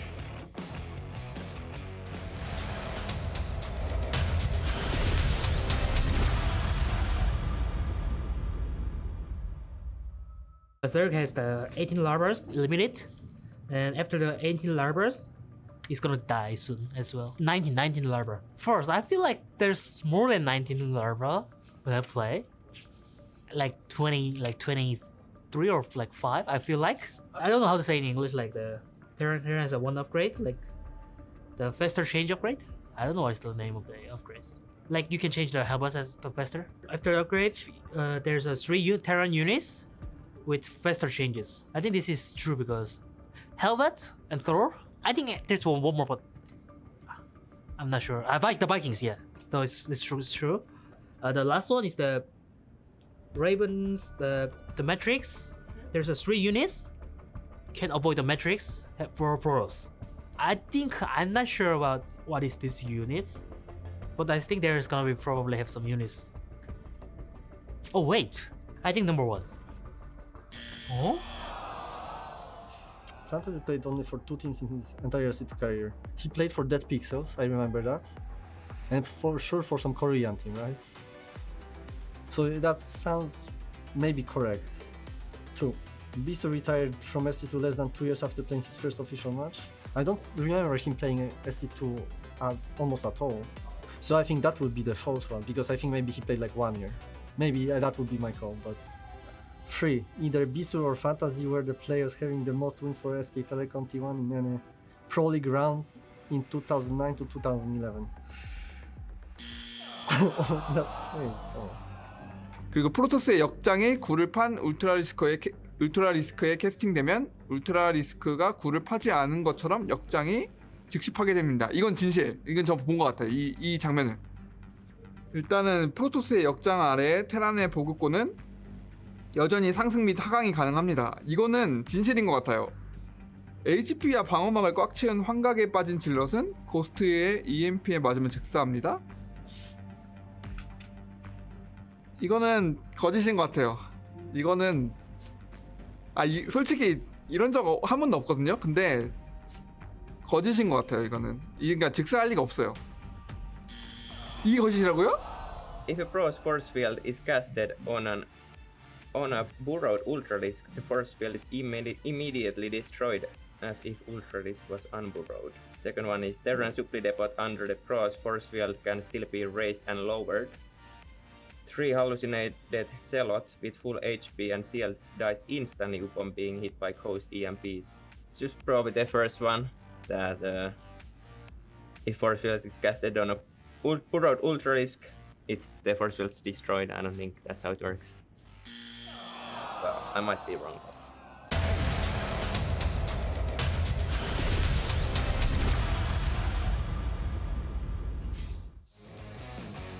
And we're back here at the Gamers8 Finals for StarCraft 2. So far, Reynor substantially in the lead, 3-1 versus Cure. Yeah, we are getting ready to go into our next game. Every game from here on out, Reynor will have that match point advantage. If he wins one more, he wins an additional $85,000. Wow. That's crazy. That is crazy. That's wild. And look, Cure was very strong in the early pushes. He seemed to be able to get a lead here, but if the game can go the way Reynor wants it to in the mid game, into the late game, he seems unstoppable. Down in the bottom right, in the red, he needs to start the comeback. He is Cure.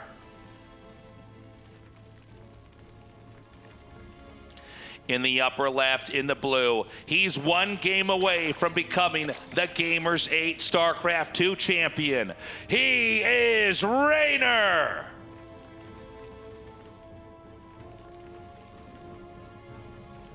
All right, the first game where Cure is going to make his wall on top of his ramp. What does it mean? What does it mean? Yeah, what does it mean, actually? That's interesting that he has abandoned the double racks Reaper opening on the low ground, the one that seemed to, in about 3 out of the 4 games we had, either work or look pretty strong. Now, I don't know if he's doing this because he has an alternative build already pre-selected for the map, or he thinks this really is a way to win, or if this is kind of a desperation moment, Artosis. Yeah, I don't know what the plan would be here. I mean, there are some cheeses you can try on Neo Humanity behind the gold minerals, but he hasn't set up for any of them. I assume this is just going to be a fast expansion. I think so. I think it's just going to be nothing dramatic, but just another way to open up. A way that I think we're all more used to seeing, right? It's the kind of classic quick expand build with the Reapers coming out, putting a little bit of pressure on here. Reynor there taking a drink, only utilizing his mouse. You know, these guys, they are just so strong tasteless, but doesn't it look bizarre? Cure, definitely one of the top like 3 to 4 Terrans in the world, going up against Reynor, one of the top 3 to 4 Zergs in the world, but the games can look this one-sided. It really is remarkable. I think that, you know, we talk about Reynor's ability to counterattack and to punish and to basically always have the right calculation on, is this counterattack worth it? But it's also about how Reynor is able to milk his position and not overextend it. We have a lot of Zergs that come out in the game, and when they get ahead, they start to try to clobber the Terran and close it out. And Reynor really doesn't do that. He just keeps taking more bases and keeps farming out more gas. And a lot of that game, we had the 4K gas floating, and he still didn't mass Bane. And he didn't make mass Bane until he had an extra 4K in the bank after the Banes were made. Yeah. So he basically always is floating in 4K gas, ready to reset and kill, reset and kill, reset and kill. And I think it's why he's so tough to actually take down. He gets to a place in the game where he's starting to soak up resources, and then he knows how to not bungle that, how to not blunder that move and let that backfire and blow up in his face. Instead, he just knows how to get further and further to closer to where he needs to be. Well, he's been doing a great job of that, no doubt about it. But here's just an idea, okay? So Cure every game went for that 2 racks opener. It's kind of a newer, fresher build, but Reynor has been dominating. Maybe this switch up into the older style of play is what Cure needs. I think you could be right, Artosis. I think he needs to figure something out this time around where the 3rd command center starts a little bit sooner. We can go back into that classic harass. My only concern is that Reynor has had a whole reign of terror through this style of play, right? It might work well for Cure, but does it actually beat Reynor? I think that's the big question we got to ask. Right now, the Hellion's going to push out. Very normal timing for those. So you know, Reynor is going to have a decent idea of what the follow-up is. Cloaked Banshees on the way. We'll see if he's able to get any damage with those as well. Of course, denying that Overlord Scout, trying to keep it as secret as possible, as many questions in Reynor's head as he can. So the Hellions are going to continue to roam. It looks like he is going to maybe come through here with this Overlord. Actually, I don't think he has enough HP to spawn the Cloak, does he? Yeah. No. So there, I didn't even realize there was a Marine actually down there on the other side. Yeah, he shuts that down. And from here, we have the Banshee about to come out, the third command center landing, the stim starting, and the layer for the Zerg here on the way. Wow, this looks like a much more standard Terran vs. Zerg so far, right? Like just the lightest pressure on the edges. The Banshee's going to come out. We'll see if any damage actually gets done. But one thing to note is that Kira's third base is very fast, right? Like he's landed that quite quickly this game. Now, the Banshee's actually working on these cooling towers. Is he going to kill them all the way? Yeah, it looks like he is. So what this will do will slow down any like timing attacks that Reynor may have had planned. And you know what? Kira's doing a very greedy build here by getting his third on location so quickly, getting the double evolution chamber follow-up, all these things together. So I like that idea of slowing down everything through the center. And so in this game, it's going to be Kira trying to, I think, take some of the ideas from game one and a little bit of a different build. Really try to get the third base moving really quickly. Try to find a healthy fight, a favorable fight to take if he can over on the fourth base. By the way, Spire being made along with the Baneling's Nest here. You know, a lot of these games, it's just been Mass, Ling, and Bane. But we did have a game where it was Mutas that came out, and the Mutas as the counterattack really caused a lot of problems for Kira. Keep in mind, if you're going to go quick three bases, sometimes you'll neglect making turrets and defenses in your main for Mutas. Yeah, that's true. It's a good point. Like, he may not get a good idea of Mutas being on the way. Now, the Banshees come in at the side, get like a few drone kills there. Not a big deal. The Hellions kind of waiting out front, killing off a little bit of that creep, trying to deny him from mining those gold minerals. I like the idea. He's gotten an okay amount of drones with it, but maybe not as much as he had hoped with those Banshees to open. Yeah, for the time being, the macro engine has really kicked in here for Kira. We don't have a push coming out yet, and I think that's probably a good thing. I don't think on this map it's going to be easy for Kira to come out here and kill a hatchery. And the last thing you want to do is start to roam with those two medevacs filled with Marines and just lose them or let them get killed off. You need to accumulate the right amount of units, and it seems like that time is now. He's got the Hellbats ready. He's got the tank to mix in with the rest of the group. He's decided to push here from the bottom. And this is the kind of attack you want to see. Not the two medevac drop harass, but really a solid push where the creep can be cleared. The perfectly planned push here, right before Mutas, right before Baneling speed. So this is probably the weakest point that Reynor is going to have in this game in relation to Kira. I really like this idea. A lot of energy on this Queens. He actually scans to see exactly what he's dealing with. He sees that Baneling speed is in fact not done yet. Continues to push forward. Let's see what he can get done. The Mutas are targeting the tank, or were targeting the tank. It looks like they're going to be chased out. They haven't gotten anything done just yet. The hatchery over here at 9 o'clock is about halfway to being killed off here. And it looks like Reynor's going to have to make the tough call and just sack it. Just give it up.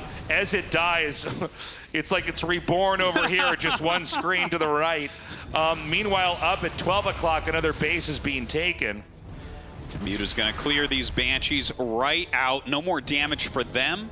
Yeah, Reynor continuing to expand, but Kira keeping pretty good pressure on so far. He's retreating with that army that killed the base on the left, and now kind of going towards the center to clear some of this creep. Meanwhile, a drop headed up here into the main base. Let's see what damage this can actually get done. We have a full rotation here on the mini-map on the main. Whereas he's going to try to come up here towards 12 o'clock as this drop comes in here. The stim comes down.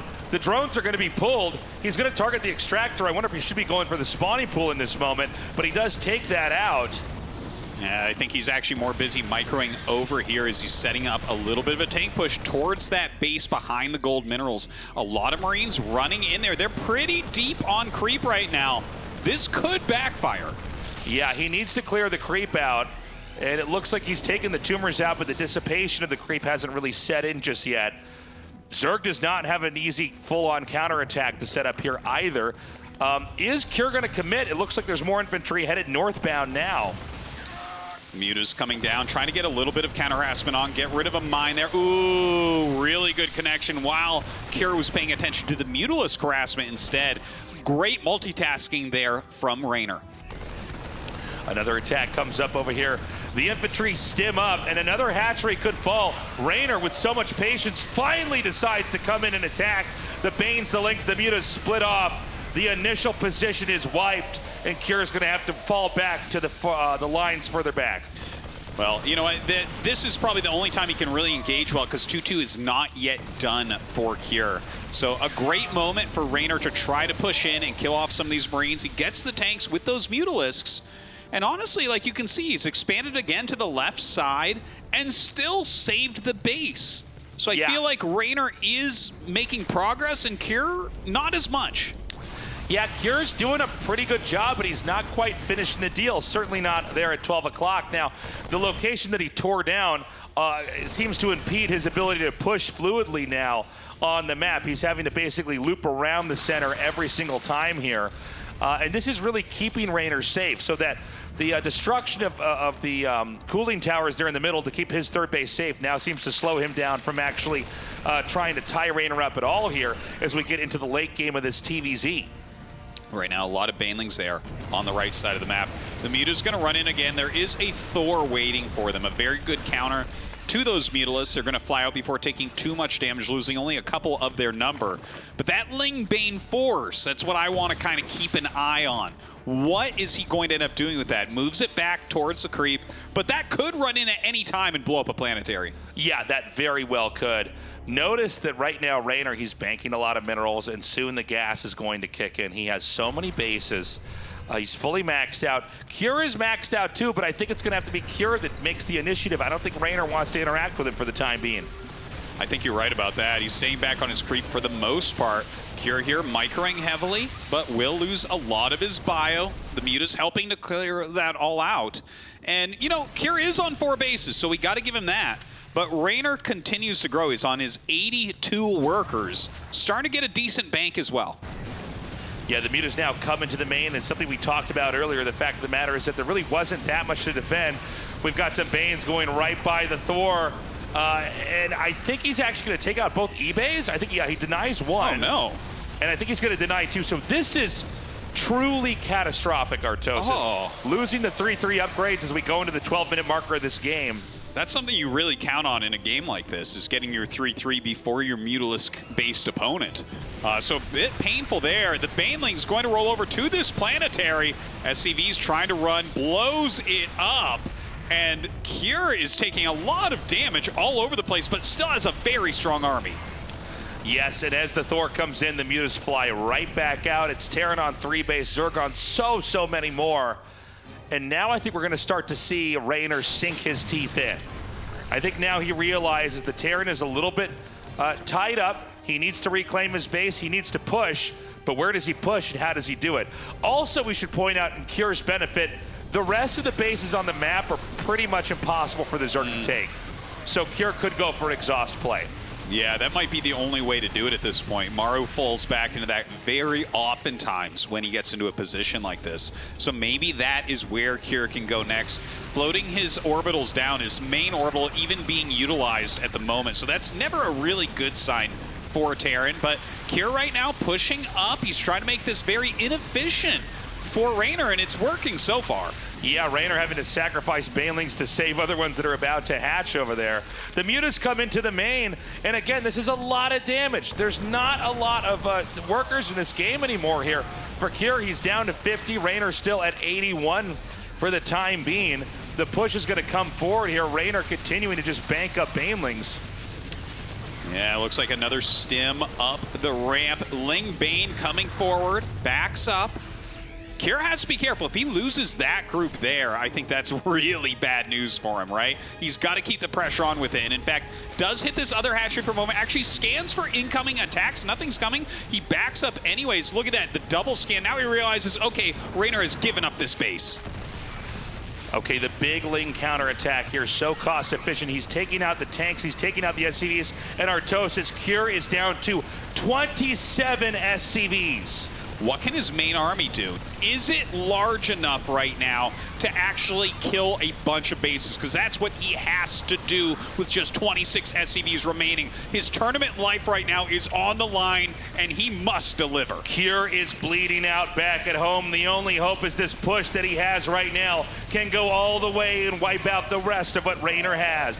A lot of Lingbane, some lurkers being added in as well. Reynor waiting for the perfect engagement. Here he goes, rolling in. A big clump here from Cure. He tries to split everything up, picks up his Marines, but that means the rest of the units on the ground will be eliminated. It just seems like Reynor has too much. A pickup here on the ground goes into the main. Meanwhile, another attack here from Cure comes into the top right. A lot of mines going to be burrowed here. Maybe that can help him, but no, he has to run away. Lurkers coming up and burrowing on his drop, and Cure has just about nothing left here. You see him looking around frantically. Can he hold on? Assessing the situation right now, there's just nothing that he can actually do. The Lings are going to come down now here from the north into the south, taking out anything else that he has, and that's going to be it. GG, Reynor has done it. He has defeated Cure, and he will be your Gamers8 World Champion. Amazing play here from Reynor, taking down the best players in the world and winning one of the biggest prize pools of all time, as well as that beautiful trophy. Before visiting his trophy, he is going to go over some great sportsmanship there with Cure shaking his hand. What a hell of a series. Reynor showing a masterful game here in the very end, controlling the map, denying any kind of push, knowing when to stay back and defend and tech, knowing when to come in and deny those upgrades like we saw, denying 3-3 there, and then at the very end, crushing through and killing Cure off. It was an amazing tournament, and at the end of the day, you cannot deny that this man deserves the victory. Reynor is your Gamers8 champion. It's a really incredible story here. He must be feeling amazing after such a long journey and winning a prize pool that we couldn't even imagine in 2023 here without Gamers8 supporting StarCraft 2. What a hell of a series and a journey, Artosis. We're going to go to the interview now on the stage, guys, and see how Reynor's feeling. Reynor, you came off that booth like a shot, and you told me to get fast on stage. You are fast across for the handshake and fast up here for this interview, so tell me what you're thinking. I don't know. I still have to realize, I think. Yeah, I have no idea where I am right now, honestly. That was an insane series. Cure is very good. It was an insane tournament. Thank you guys so much. I don't know. Yeah. Jesus Christ. رينر بعد الفوز اعزائنا المشاهدين هنا جدا مبسوط وفرحان في الموقف اللي صار قبل شوي، وفعلا هو زي ما قال دائما هو على المسرح يكون جدا سريع في الاداء، جدا سريع في استراتيجياته وفي تنفيذها، وهذا اللي شاهدناه في الجيم قبل شوي. يقول صراحه مشاعر الان ما يقدر يوصفها، وبس يشكر كل الناس على دعمه على لما وصل للحظه هذه. Now, you've won tournaments, you've crushed in matches, but this is different from anything else. You are taking home a huge prize. You are taking home the very first of these trophies, and you are putting a line in the sand for every gamer to come after you to play StarCraft 2 here. So tell me, what do you want future gamers who are coming here to know? Guys, hard work pays off, I guess. I don't know. But yeah, this was an insane tournament. I really enjoyed it. Had a lot of fun. It was very well organized, and yeah, just a great tournament overall. رينر في النهايه اعزائنا المشاهدين كان قاعد يقول لنا عن شعوره في تواجده هنا في المسرح. سالناه اذا حاب يقول شيء لاي احد ممكن يجي الجيمرز8 في المستقبل. يقول انه بالعكس البطوله كانت تنظيمها رهيب وجدا انبسطت وانا موجود فيها، وصراحه يعني الشغل الصعب دائما يعني يقدر يحصل ثماره الشخص في النهايه زي ما هو حصل ثماره الان، وكان هو اول شامبيون معنا في Gamers8 StarCraft. Well, for all the people who have supported you here, for everyone that's talked to you about strategy, about what to do on stage, about calming yourself down, about everyone that has sponsored you, everyone who has cheered for you, everyone who has written you messages all throughout, what do you want to say? Thank you guys so much. I appreciate it. Support means everything to me. And yeah, I just love you guys. Thank you to literally everyone. Yeah, thank you for helping me, sponsoring me, whatever it is. Thank you guys so much. I love it. Ladies and gentlemen, from Basilisk, your champion, Reynor!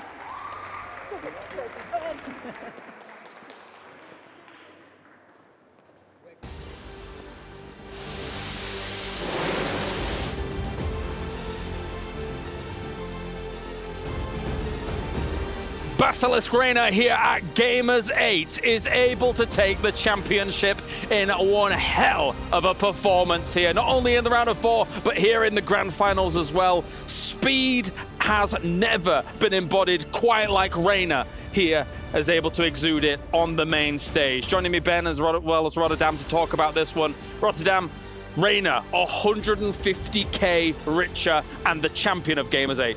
And it almost feels that he saves the entire year, because he wanted to do better a couple of months ago and he was off to a good start in Poland, but in the end he got stopped back then by Oliveira. True. This week, absolutely nobody was stopping our boy, the Italian stallion. He came in with a mission. He's been looking forward to this tournament, and honestly, he dropped one map in the playoffs. Reynor really is kind of turning into the ultimate big game player. If this was basketball, finals, MVP each and every single year, because he really does rise to the occasion and he just plays better in these big tournaments. You can see it in the confidence, you can see it in the interviews as well. He prepared hard for this one here, Ben. It was very clear, very deserving of this trophy and the way he's been able to take it. Yeah, I mean, like, this tournament in particular, this is one way you can say that the winner was absolutely the best player. Like, the way that he played in a lot of these games, it was just clutch, it was obviously fast, but it was just ice cold, no mistakes, you know? Like, the way that he's dodging these Widow Mines, just splitting off things, and it's like, units are running here, there, and everywhere, and it really feels like he's looking at absolutely everything at once, and there was no real trick in him. I think the one series that he lost was, like, to Classic or something in this tournament. That's because Classic performed absolutely mentally. And it's worth mentioning that was the very first series of the tournament, right? So maybe some nerves. Obviously, he was looking forward to this one. Classic played an amazing best of 3, but after that, it almost feels that Classic unleashed an absolute beast, because Reynor just kept on playing better and better, and especially once we entered the playoffs. I mean, Bjorn, a man who pushed him absolutely to the limit. A little over a month ago in Sweden, it looked like they were no match for one another. Clem, someone who often got the best of Reynor, kind of got manhandled, especially in that final game, and here in the grand finals we saw what Cure just did against the Solar, but Reynor, it felt that he came in with a plan. He knew Cure, he knew how he wanted to play. I think Reynor really was simply the best this week. Yeah, definitely, absolutely. I mean, even the 4-1 scoreline though, as much as Reynor looked so fantastic in the final as well, it doesn't fully do justice to how Cure was playing either. Cure was playing a great series. He just wasn't able to gain a lot of traction in these games. I like that you bring it up, because I know that we often give credit to the loser in these series, but this could have very easily been a 2-0 for Cure, which could have changed the whole thing. He played amazing in game 1. Then on Altitude, game 2, I was actually very worried for Reynor, but then Cure did the Beyond thing, right? Where it's like all of a sudden, all your Marines move into Banelings, like there was one bit in the main and then one bit on the right side, but yeah, honestly, the way that Cure played, he actually played on a tempo that I haven't seen him do. Like, he was just sniping Banelings every time he saw a fight, which he doesn't often do. He was trying to turn it up for sure. You could tell from series to series, from Solar to Reynor here coming in Rotterdam, he was definitely trying to turn it up. Cure came out guns blazing in that first game. We're like, okay, Cure, I wasn't familiar with that part of your game. We know that the man has micro, we know that he can play fast, but the way that he was gunning down those few Banelings, and it was definitely a wake-up call for Reynor, where it's like, all right, this is not going to be a walk in the park. It was an amazing first game by Cure, where he got 10 out of 10 trades, and Ben already alluded to it a little bit. He was off to a pretty good start here on Altitude, and we would have had a completely different grand finals if Cure does take a 2-0 lead on Altitude, because even Reynor, who's obviously a very confident individual, he'd be shaken up if he goes down 0-2 in the grand finals and he loses on the best Zerg map in the map pool. No, absolutely. Altitude, exactly as you say, Rotterdam. Ben, Altitude here, really hard for Terran to constantly keep the foot on the pedal when it comes to how big the map is. Incredibly hard, and Cure was doing an amazing job. Like, he took out the 4th base 2 games in a row against Reynor, and that is unheard of. And then Gressfan, Reynor just said, all right, I'm going to go Muda, I'm going to keep you at bay, I'm going to deal damage. There was one point when it got a bit scary when he lost his spawning pool and he had like 4k minerals in the bank, but Reynor was just good at getting himself back from terrible positions, which we all know he's really damn solid at. And I know we saw Jaedong earlier today, and we look at the Mudas, and we're like, oh, cool, but Reynor playing Mudas in a very important CVP, not ultra standard. I'm not going to say like, wow, we haven't seen it in years, but that's not normally Reynor's bread and butter, but I think that has a lot to do with changing the tempo of these games, changing the flow a little bit, because Reynor, I'm not going to say he ultimately fears, but he would like to avoid scenarios where Cure sits on 5 bases with a lot of goals and Planetary Fortress. but Ling Bane is so fast-paced, and you leave it up to Reynor to get max value out of that kind of an army comp. I think Ancient Cistern as well really showed how much control Reynor had across the map here, being able to really push back Cure on a lot of fronts. And then we move into game number 4 here, Ben. Yeah, New Humanity is actually a really hard one for Zerg because oh, 5, sorry. Yeah, sorry, my bad. I was thinking like the 4th win in a row kind of thing. Yeah, really cool by Reynor over here. He didn't let Cure play his way, denying the 3-3 when he did it. That could have actually changed the game, and yet again, because Cure's army was massive. So stopping that 3-3, last few fights happen when they're both on equal upgrades. Just really, really clutch play out of Reynor. And one thing that I love from Reynor also in this series, he showcased that he can play every Zerg style against Terran. Ling, Bane, Ultra, like in previous series against Clem, it's like I can go Roach into Ling, Bane, Ultra. I can do the Muta stuff, I can do the Lurker, Hydra, Ling, Bane, he has it all.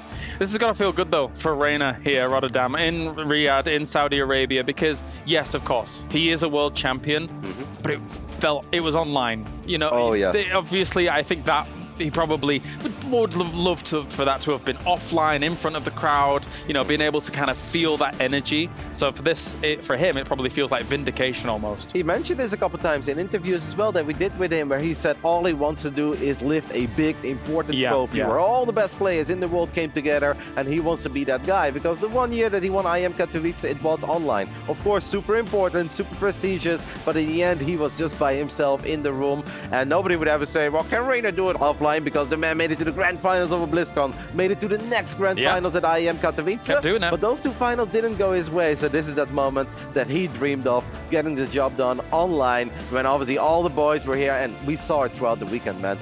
The level of play of everyone that was here was so damn high. Nobody got stomped, Laurus. Everybody came in with builds. Everybody came in prepared. And in the end, Reynor came out on top. And that's got to feel so damn good for him. Especially that day two, when it was so clear that everybody in that kind of Swiss format was pushing games to the very brink, trying their very best to survive here before that bracket stage actually came along. Well, that is that. Of course, now we have a few things to actually move through here. Let's start on with what happened through today. Let's take a look at the Dr. Zulaman Al Habib defense of the day to get things going first off, as we have ourselves Cure going up against Reynor here, Ben. Ooh, I mean, in this clip, I can't remember exactly what happens. It looks like Reynor's going to be losing his 4th hatch by the looks of it. That is indeed what is going to happen, but the main reason why I believe this moment was selected is that even though Reynor loses the hatchery, right afterwards he completely dominates that entire army. So what was going to be a bad thing, Reynor actually turned into a successful defense. As silly as it may sound, he lost the hatch, as in we lose the battle, but we won the war. Yeah, very well done here by Reynor, of course. Looking good overall. And again, you know, this came at the behest of what you were saying before, Ben, the fact that this game could have easily eventually gone Cure's way with the amount of pressure he was putting on early in this match. I actually was favoring Cure a lot in this match early on. Like, I felt that the biggest defense in this game was that big Baneling hit on the far right side with the main attack in the main base. Yeah, because if not for that, momentum was totally in Cure's favor there. No need to throw Pig under the bus like that. No, but I do get what Pig was saying, because if you lose the hatchery and that's it and nothing else happens, you're not going to be very happy. But he lost the hatchery, but he actually turned it into a victory for himself. So that's why I think it was nominated. All right, I've got one more opportunity to try this. Ben, are you hungry? Oh, mate, I would love some KFC, James. Yes, well done. Congratulations. Good job. All right, it's the Colonel's choice here from KFC. He's redeemed himself. I'm so happy. Good job, Ben. All right, let's take a look at the Colonel's choice then by KFC and see what that was as well. It's Reynor versus Clem. Yep. Man. We are going to take a look at a burrowed infestor in the center of the map. The first one got sniped, but the second one came off from the top left side, and it landed a big fungal growth on the Ghost. And we all know late game TVZ, there's a lot of battling, there's a lot of trading, but what the Terran players absolutely don't want to see is that Ghost getting fungled and the Ghost count getting reset over and over again, because that often makes a difference between winning or losing those games. So for Reynor to land a big fungal like that, and maybe didn't get all the Ghosts, but he got enough to make the next attack very successful. I actually like that from Reynor today. Just the fact that he was utilizing stuff that we all know is very good. Burrowed Banes in the fights, Burrowed Banes in general, but Burrowed Infestors, and he was just making it so streamlined to his play. It wasn't like he committed too much to it where you over-focus on it. It was just like, I'm going to do this because it's the best thing I can possibly do. So utilizing his speed, his APM, and you know when you're seeing these guys play and you see Reynor on his keyboard and stuff, and it's like the lowest DPI mouse you've ever seen. Yeah. He's amazing. He absolutely is. Mechanically, so beautifully gifted.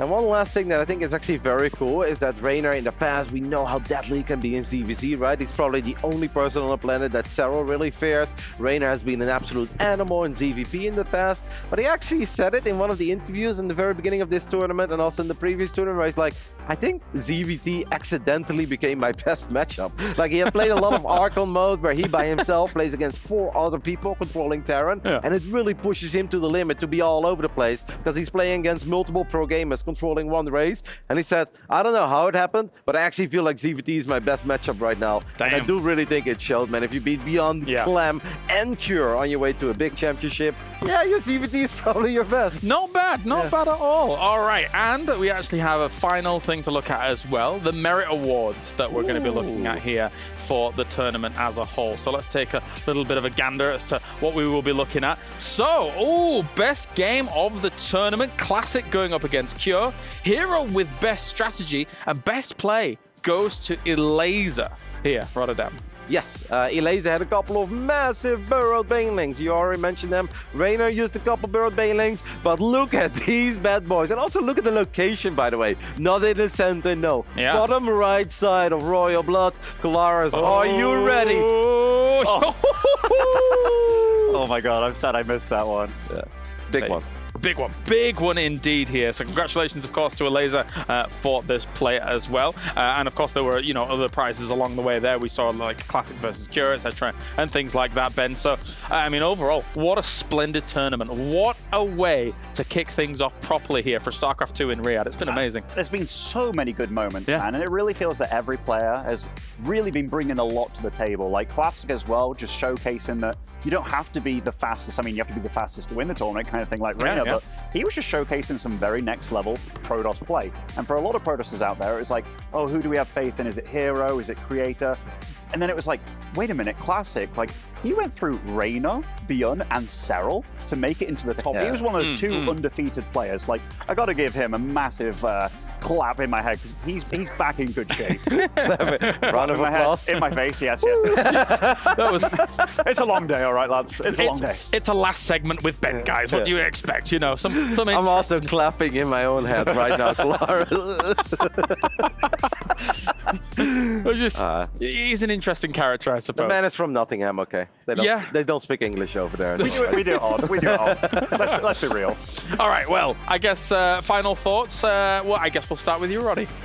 Just a glorious week over here in Riyadh. It really was awesome. This tournament, as Ben said, it kind of came out of nowhere, right? You hinted towards it a little while ago that this may be happening, and then the rumors spread, and we're like, okay, is it actually happening? But it really has been an absolute joy to be here. It's been awesome to see the pro gamers having such a good time, and all of them, as I said, bringing their A+ game. We didn't have anybody in the Swiss format not win a single map. It really did feel, it was just a pleasure being here, and I think we crowned an amazing champ. We had a couple of amazing games throughout the week. I think StarCraft 2 once more showcased why it is the best damn esport, at least in our eyes. There you go, there you go. And yes, I may have got these guys hyped for a few months before coming here, and it was very exciting to see it. Ben, your final thoughts? Just an amazing tournament, James. I was so happy to see so much fresh StarCraft coming out. Like, I'm so big into strategies, like Cure's build against Solar that he just kind of pulled out there with the mech thing. I just so much smart StarCraft, so much good StarCraft, and even getting to see the Legends stuff, you know. Having some Brood War in the mix as well. It's just kind of refreshing, the whole thing. Like, I walk away such a happy camper. I think all of us are going to be walking away happy. What a tournament, what an experience here. And Roddam, you look so sad. I'm actually kind of sad that it's over. It's been so fun just waking up, walking around here at the Riyadh Boulevard, the village, all the lights, the happy music. Like, we found a few songs we never heard before, but everybody's been putting it in their Spotify playlist because it's playing on the speakers here. It really has been so fun, and the only thing that has been said about this entire week is that it's over. Well, guys, I'm glad you were able to be here. I'm glad all the players and all the fans were able to enjoy this tournament as well. What a tournament it has been here. Congratulations to Reynor, the Gamers8 champion. For now, that does it here for us for StarCraft 2, as well as Brood War, the Legends matches that happened as well. We are done. Thank you very much for tuning in around the world. We'll see you next time for more StarCraft action.